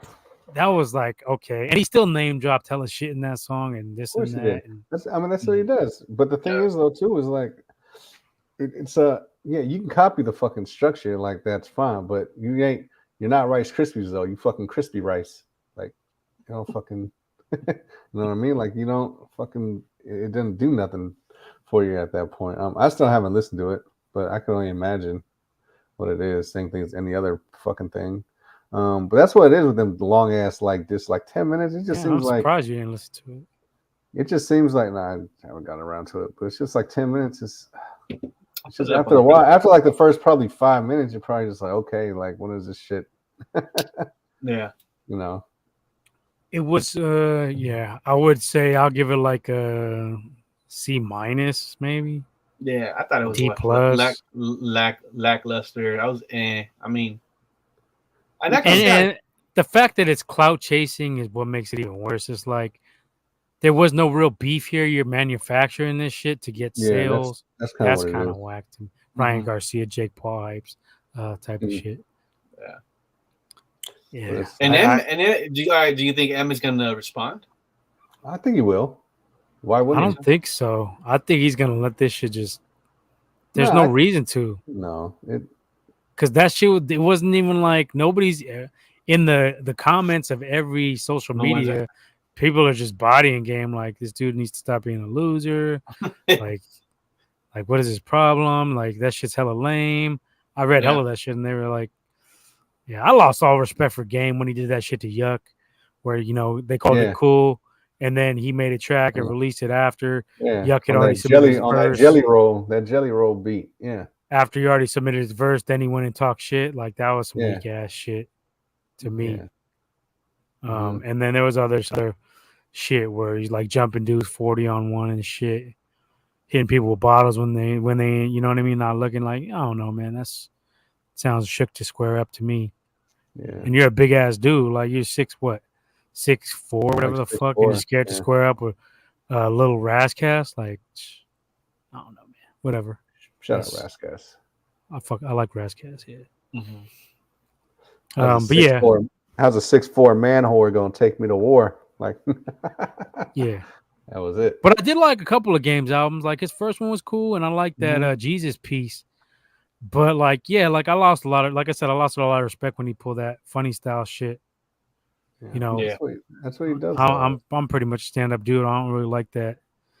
I say what I say. Say what you say when you mean it. You know what I mean? And the worst part about Game is that fucking managed like Whack 100 is really like that motherfucker's really whack. And it's funny because I didn't hear nothing about fucking Whack until he knocked out that dude Stitches in Florida. After that fucking happened, he just seemed like he was like big shit. Just I mean, like, dude, you knocked out weak ass Stitches, dude. Like this fucking like Stitches. Look like a fucking look like Insane Clown Posse member. Yeah, like who the fuck is this dude? Like you just.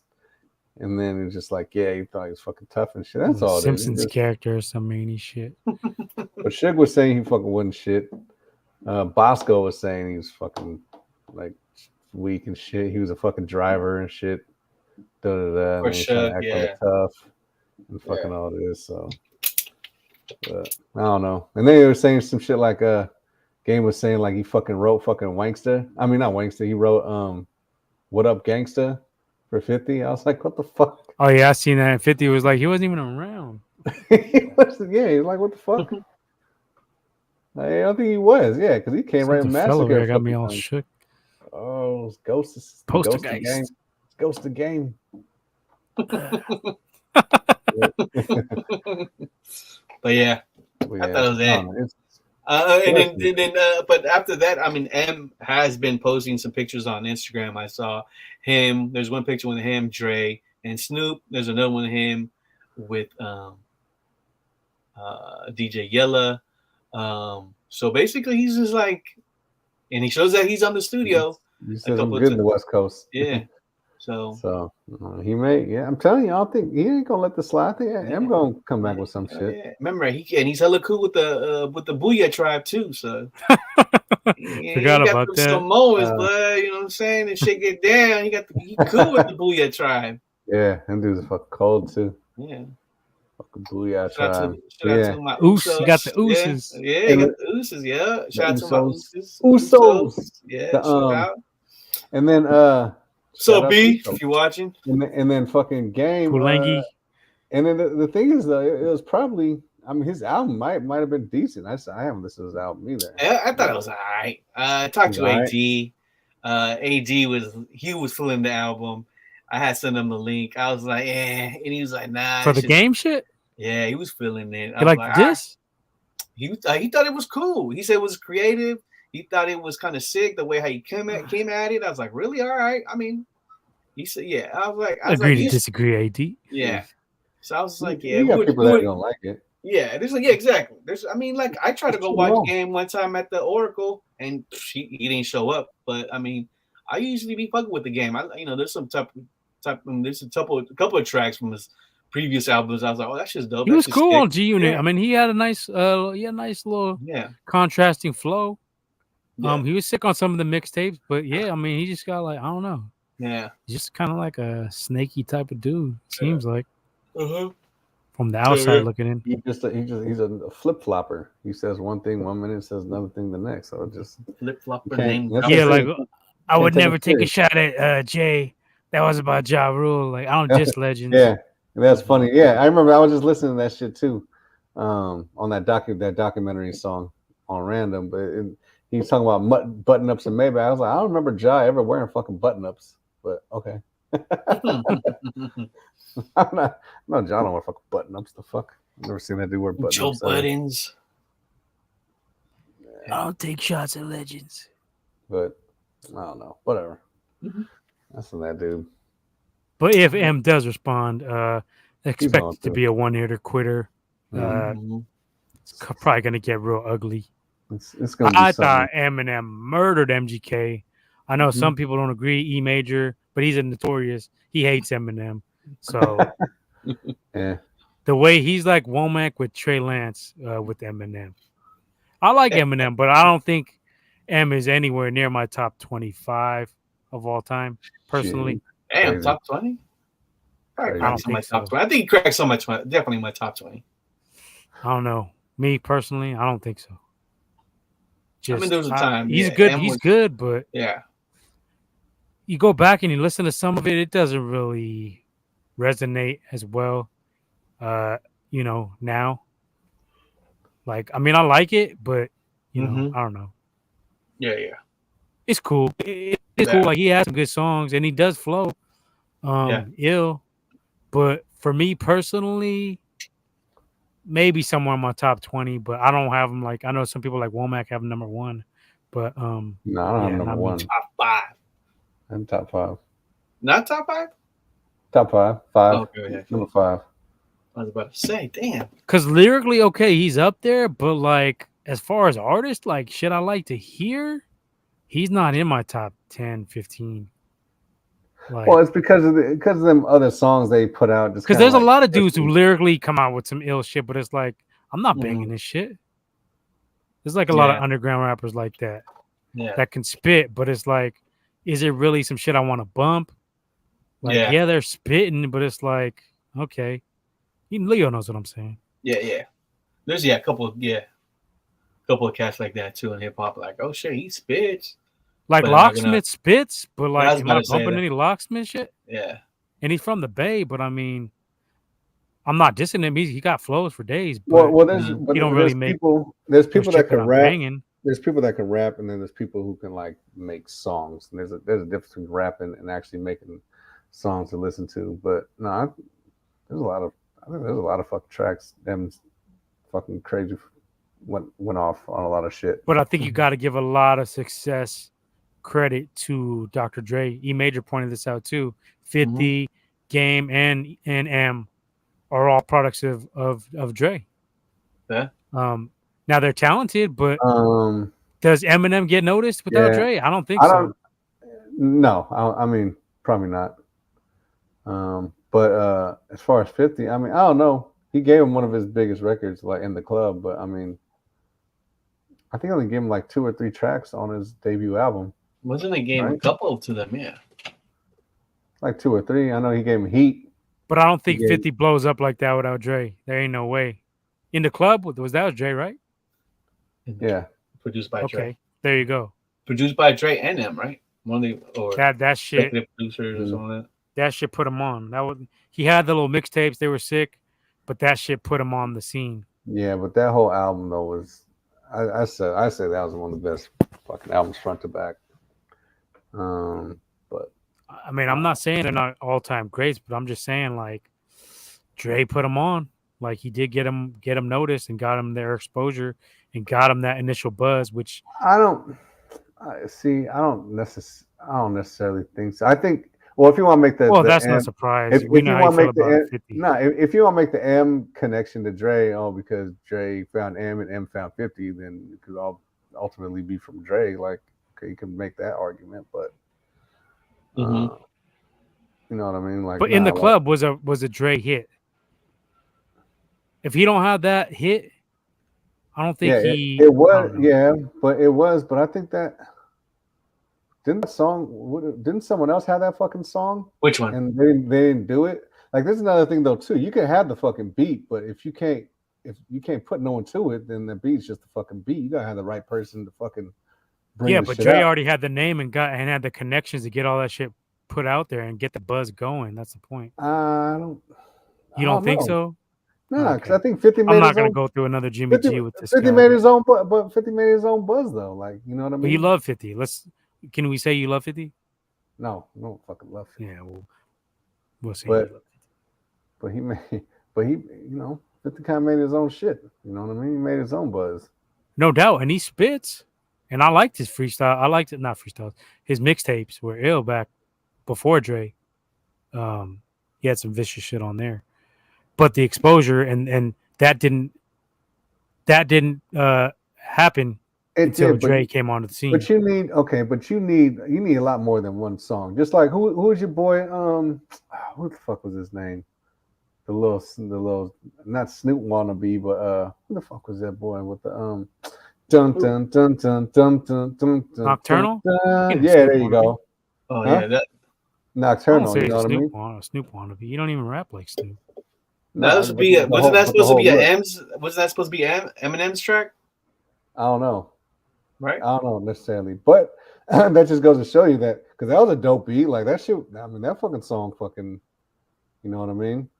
That shit fucking. I think that. But I heard that was supposed to be M's beat. Supposedly, I heard. But that track was supposed to go. Yeah, but that track was fucking dope. That was dope ass fucking track. Yeah. But what happened after that though? You know what I mean? Like, yeah. So I don't know. It depends. I see what you're saying. Producer can make the rapper, but sometimes it works the other way around too. True, very true. But without Dre, 50 doesn't blow up like he does. Let's get that out there. That train never gets rolling like that. I don't think. I think the controversy kind of had a lot to do with that too. So I don't know. Dre produced In the Club, If I Can't, Back Down, and Heat off 50s. Mm-hmm. But those were his two first singles, In the Club and If I Can't, right? Yeah, they were actually probably going to release If I Can't first. I think that was a dope song too. Yeah, I mean, I'm not saying 50 ain't a great, but I'm just saying I don't think he gets that initial push without Dre being in the picture. He might have, but like I said, like you're going off your brand new artist who fucking everyone knows the 50 story, fucking getting shot, and then you have M, who was, you know what I mean, like the biggest artist at that fucking point, especially after the Marshall Mathers LP. You know what I mean? That was pretty much like because his first album wasn't like it was good, but it didn't put him like over the top until that Marshall Mathers LP. The Slim Shady LP? Which is the first album, right? Slim Shady LP, yeah. Yeah. Like I did good, you know. Yeah, like, Marshall's album was sick. But the Marshall Mathers LP is what put him. I ain't gonna lie, I was bumping that shit in my that was the album that fucking that was the album that fucking really put him on top. Took him off. And then I would say the Slim Shady album was better than the Marshall Mathers album. I thought Marshall Mathers was way better. Nah, I don't think so. Yeah. Commercially, Marshall Mathers was Womack knows Eminem, bro. Slim Shady, he was spitting harder on that shit. Maybe, but I just override production, the tracks. The production was good on that shit too. I would say Marshall Mathers. The Brain Damage was hella hard. Guilty Conscience was hella hard. Yeah, that was that one with Dre on it. Yeah, but you got the you guys might be Marshall. right. I just don't give a fuck. I like that shit. That was good. Trust me. Bad Meets Evil. That shit was hella hard. Yeah. And I still don't give a fuck. What was the Marshall Mathers LP? Fuck, that shit had that's some bangers, bud. That shit had dope shit on it. Yeah. But that's what I'm saying. That was the album that really fucking took him up to, you know what I'm saying? Stan. The Way I Am. Remember Me. I think I prefer preference, but I prefer the Slim Shady. I would say that was on it. Amityville. Marshall Mathers, you could actually let that. I would consider that as a classic. You could play that fucking shit. Oh yeah, for sure. And you're not skipping nothing. I would consider that as a classic. Yeah, I could skip a few. Yeah, not many though. When that come out? 2003. 2002. 2000. Oh shit. 2000. Yeah. Marshall Mathers was 2000. Yeah. And Slim Shady was like 98, 97, 99. I think. I think it was 99. Oh shit. Damn, okay. Nah, it wasn't 99, was it? Yeah, it was like 99. Oh, you're right, 1999.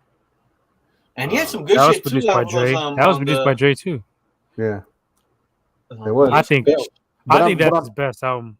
I think. What, the Slim Shady? I mean, I don't know. It was a good album, but I'm saying like what that Slim Shady LP didn't have the initial success that Marshall Mathers did. You know what I mean? And so once Marshall Mathers LP came out, like I said, that's the shit that took him. That's when M was just kind of like fucking flooded the whole fucking world at that point. And then you got 50 who fucking got shot, had all this shit, had beat, the fucking Josh shit. And then you bring that into the forefront and you kind of pull that along with you on your fucking, you know what I mean? Then it's just kind of like, you know what I'm saying? So, yeah, so Dre did have a lot to do with it because, you need the fucking songs. You need the fucking shit.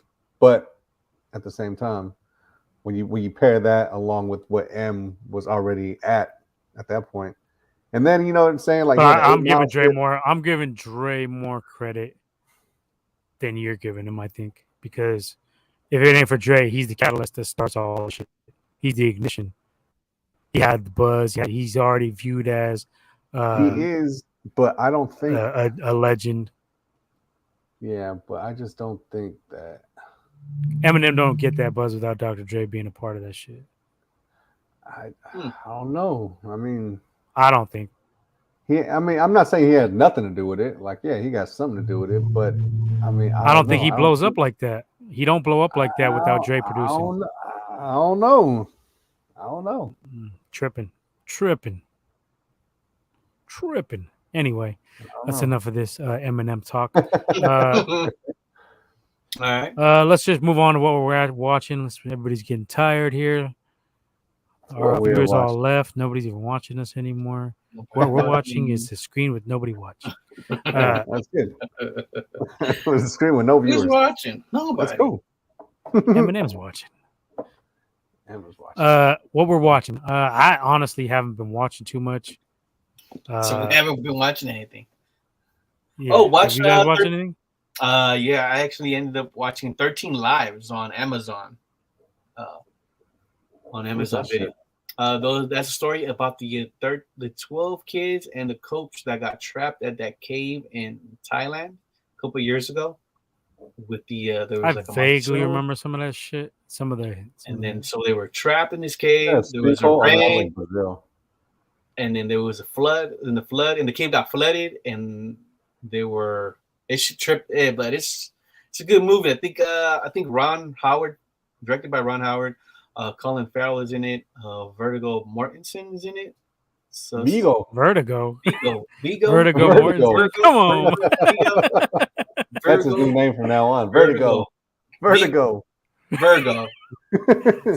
Virgo Morris. Vigo. I think Vigo. Vigo Morris. The Carpathian. Well, it's Vertigo now. Vertigo. Yeah, check it out. It's on Amazon Video. Yeah, no doubt. And what else? That's it. Oh, you know what I've been watching? I told you guys when we went to Dave & Buster's that Reservation Dogs. That's just funny. About the Native American teenagers. That shit's kind of cold. Me and Little Leo was up on that shit. We watching everything, man. Shout out Lil Leo. That's on Hulu. It's on FX. Hulu. It's an FX show, I think. Lil Leo. Yeah, it's on Hulu. He's not nice. Yeah, Lil Leo was up on the Cole shit. He was up on the Reservation Dogs. It's like comedy. It's funny. I think it's funny. Y'all should check it out. I think you'd like it. What else? That's it. That's all I've seen. Yeah, that. So I stumbled on some shit on Hulu called This Fool. Oh, I heard that. I mean, that shit looks kind of funny. I seen the trailer. That shit is funny. I was like, This Fool. I was like, what is this shit? I fucking clicked on it. It's that one comedian that plays the Cholo Fit and does the Cholo Fit sketches. I don't know if you've seen it. That's him. That's him. He reminds me of Grayson. Grayson. Rick? Yeah, Rick. Oh, the Rooster. Yeah. Cogburn. Marcy Darcy. He reminds Tina me Turner. of Max Brenda Effort Warner. Grayson. The actor dude on there plays Julio. Funny dude. I'm like, I'm gonna check that one out. I was already thinking of checking that out, but if you're saying it's funny, I'm gonna check it out. It's funny. And Prey. We watched Prey. I'll watch Prey, right? And we talked about that last week. Womack didn't like it. Womack was not feeling the story. I didn't. I gave it a fucking 8. I 7.5, 8, 8. What do you mean? Okay, you didn't like the character. He didn't like the woman. He doesn't really like women. Oh my goodness! I didn't say I didn't fucking like the character. I just said that he does not like women rights. I just said there's a little bit of bullshit in there, and I'd seen the bullshit. Anti-feminist. It didn't take away from no man. He's no man.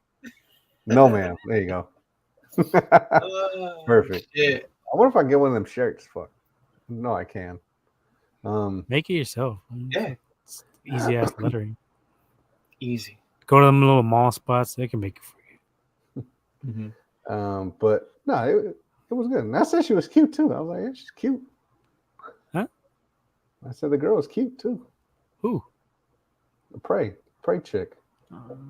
You don't know who she is now? I mean, I'm just saying, she's whatever. I wasn't too impressed with her looks. She was like, whatever. She's cute. She was a hot warrior. Might be getting hella hype on Xena. Xena the warrior princess. Xena was that. She was that chick. She was that chick, huh? All right. So you watched that though, didn't you? Yeah, I watched Xena. Xena was cool. Fuck Xena. I never watched one episode of that shit. It was cool. It's a good thing. Never watched that. Hercules. What was the other one? Hercules. Yeah, I didn't watch that either. That was on what? CW? Yeah, but it was. What was it at that time? CW, wasn't it? CW, was it? No. It was, oh no, yeah, WB, the WB. WB. Fuck, am I hella echoing for? What's up with this shit? I don't know. I don't hear nothing. Echo. Echo 2. Echo. Interference. Luckily, the show's almost over. Shit. But yeah, I was watching This Fool, and then I don't know. I gotta go back in the other episodes. You guys mentioned some other shit. I want to go back and see. Reservation Dogs. Reservation Dogs. All right. And that's on what? That's on Hulu? Yeah, it's on Hulu too. Yeah. Hulu got some shit. Hulu's cold. Hulu shitting on Netflix is garbage, blood. Netflix. All they got is hella little teeny bopper, fucking little kid shows, pretty much. I heard the Sandman's good. It's based on those comics. Yeah, I was emo. Well, I was never into Sandman though. That was never my cup of tea. Oh, Cobra Kai trailer came out. That was nice. Yeah. I haven't watched the past 2 seasons. Come on, blood. Dude, Chosen is back, dude. That's all I need to know. Chosen. What's that? Cool. Chosen. The dude from Karate Kid 2? The villain? I don't remember. Come on. Did you watch Karate Kid? 30 years ago. Do you even lift, bro? Do you even podcast, bro? I'm somewhat of a podcast. Do you even Netflix? Do you even stream, bro? Yeah. Sure. All right, well, that's just coming out. What else was there? So, yeah. Shit. And then She-Hulk comes out tonight. Yeah. I think that's just going to be good. Right for that. Like I said, besides, I mean, the animation I wasn't really too impressed with. But I'll watch it tomorrow. We'll see. I heard that he's getting good reviews. Mm-hmm. But then there's a lot of manga dudes trying to like bomb the reviews before they even seen it too. I don't even on IMDb. What do you mean you don't think that's the case? It is the case. No, you can't blame everything on these fucking goofballs. How are they gonna fucking review it when the shit didn't even come out yet, fool? What you talking about? Yeah, this fool should be you. This fool. You are the fool. This fool. Pity the fool. I don't know. And then in Disney's I guess pushing that Acolyte. So they got the actress chick for that. I forgot who the hell she was. Oh, here he goes. He's about to rant. No, I don't know what the fuck it's about. Female lead. This guy's gonna be a dude, I don't care about that. Like, because I don't know what it's about. It's a female lead. Yeah, it's fine. I don't give a fuck. You don't like it'll be good. I don't know what it's about. In movies. Fucking. Oh, that I heard some shit. Where the fuck did I hear this shit? I think it was on Facebook. You know, you scroll and you see all this shit. But I guess Stallone is pissed off because they're making the Drago movie and he didn't give his approval. Yeah. And the producer basically swooped on the shit. So I didn't know Stallone sold all his rights to Rocky like right after it got made for $300,000. So he's like pissed off and saying he should have had like they should have went at him, but this old bastard just took over. Well, that's what happens when you fucking sell your intellectual properties. But at the same time, Rocky is Stallone. But Rocky is Stallone. I mean, as a producer, you should do your actor a solid, especially if it's his shit. Like, I would break him off. You made billions off that shit. Yeah. I would give him a little percentage. Like, here's 10% of your fucking of your movie back. Like, you made this shit. You put all your money in. He sold hella shit just to make that shit. But, you know, these greedy fucking snakes. Yeah, they're fucking snakes. That's what he's saying is, like, they're snakes. He was mad at Dolph Lundgren for a while about that shit, but I guess they called it cool. Because Dolph was saying he didn't even know. He just assumed that that Sly was had some part of it. But yeah, they just kind of did it without him. And they're like, you know, I guess Stallone made all these characters. I guess he made Drago. He came up with all the shit even afterwards. Even after he sold it, he came up with a lot of the shit, I guess. So I mean, I'm riding with Sly Stallone on this. Fuck them producers. Yeah, I mean, he wrote all this shit. You know what I mean? He's a decent writer. Yeah, I didn't know that. Yeah, but Rockies, man, I fuck with Rocky flicks. Yeah. Balboa. Rocky 3 was. It's so bad. It's so bad. Bump. A few Rockies. Tarver was in part whatever the hell 6. He was in Balboa, right? That one was good though. A lot of people, I think that was like underappreciated. I thought that was pretty good for a continuation of the Rocky story. Yeah, it was good. Yeah, because that was after Rocky 4, right? No, it was after Rocky Heroes 5. in there as a son. It was after Rocky 5. Yeah. Still think the first Creed was good. Second Creed was kind of weak. Yeah. I just don't fuck with Michael B. Jordan, dude. Something about Michael B. Jordan. I don't know. These motherfuckers. Yeah, I'm not big on Michael B. Jordan. I'm not a big fan of this fucking dude. But I thought the first Creed was good. Second was like whatever. I could have done it. They could have done it better. Yeah. Maybe they should have waited a little longer and put a better product out for part 2. You got a little horny at it. But I mean, I'll fuck with the Drago movie if it comes out. More than likely. I mean, I don't know. Did we already talk about the Mike Tyson and Hulu shit? Like how he's we touched on it. We touched on it, but we didn't really. I seen the trailer for it. Man, that shit was. Dude don't even look like Tyson. Yeah, that shit was like unauthorized. He's not getting any money out of it. Tyson posted something on IG where he's like, "Fuck them." Like they're not even. They just like play me pretty much. Hulu. Yeah. So yeah, fuck Hulu for that shit. That's why. Yeah, I don't think I fuck with it anyway. That shit just look hella weak. Yeah, dude don't even look like Mike. Like that was a bad cast. And aside from the fact they didn't even fucking like consult him or ask his approval or break him off a little something, like that's weak. Dude, if they don't have a scene in there where fucking Fat Joe and Big Pun were at the club and we're gonna get rolled and Tyson showed up ready to fucking squab with him. Oh yeah, you heard about that shit? Yeah, I think Fat Joe was talking about that shit. On his podcast. That shit.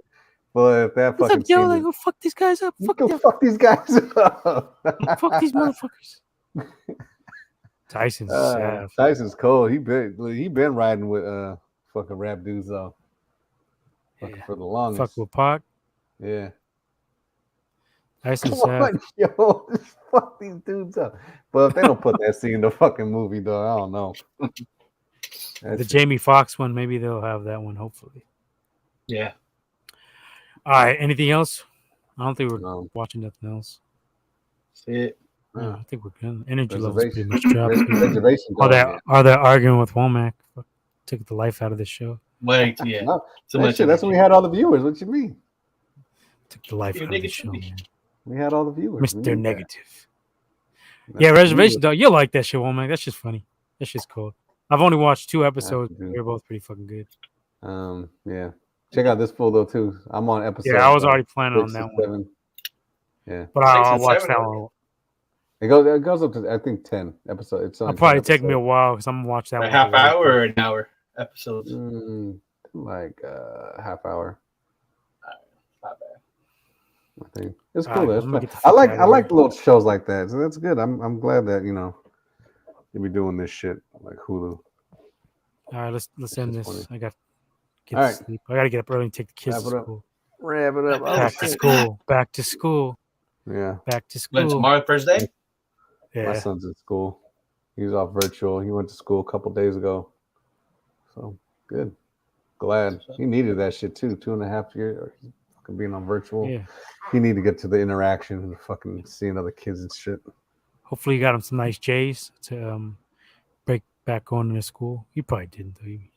I didn't get him J's. God damn. He messes his shoes up though. Yeah, still gotta hook him up with some ill shit at least for the first day. No, let him stun. We should. GDBs will take care of it. We'll send him some J's. Send him up. Size? What size? I don't know. I don't know. Shoes. Probably 7, probably 6. I don't know. We'll see. We'll talk about this with Uncle Doomzilla. See if we can get this guy a fresh pair of J's. Yeah. No, we good now. We good. Or some prime time, some Deion Sanders. So that would be sad. Some Deion's. Old school Deion's. Some Currys. There you go. All right, we'll talk about this later. Get this guy some hype shit. Let him stunt on him. Stunting in. What is he in? 5th grade? Is he in 5th? No, he's in 4th. He's, okay, my daughter just went in uniform. 5th. Yeah, that's because you know why they fucking kind of played him. His that fucking that what's it called? Shit. It's a cutoff. Yeah, so they fucking It's only like 9 days away. I was like, what the fuck? You really 9 days? Like, fuck. Yeah. All right. Catch us next week. Yeah. Catch us on our Instagram. Catch us on our Twitter. Catch us on Call of Duty Plunder any day of the week. Get shot up. Get blasted. Womack might not blast you, but I'm gonna blast you for sure. Gamer tags. Getting shot up with that. Yeah, but for gamer tags, come run with us. We should do a fucking Twitch and GDB's fucking Twitch. We have a Twitch, but I forgot to log in. Huh? Set it up. We have a Twitch, but I forgot to log in and shit.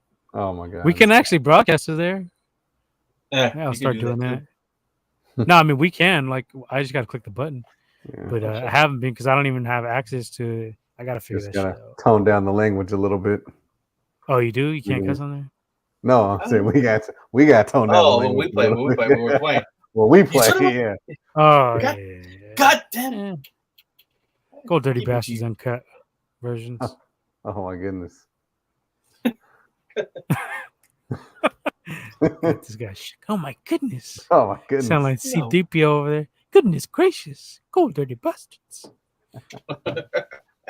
All right, so that's it. I'll do it for us. Tell them where to catch us. Tell them where to find us. Break it on down. Well, right there. You can catch us on the Instagram, right on IG. Good old IG at Gold Dirty Bastards Podcast. That's gold_dirty_bastards. With a what?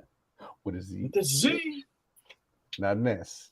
_podcast. And then we are also on the Twitter. What's the Twitters? You got the Twitters? Big Leo? What's the Twitters? Gold Bastards. I know it's Twitter we don't want to give out. Yeah.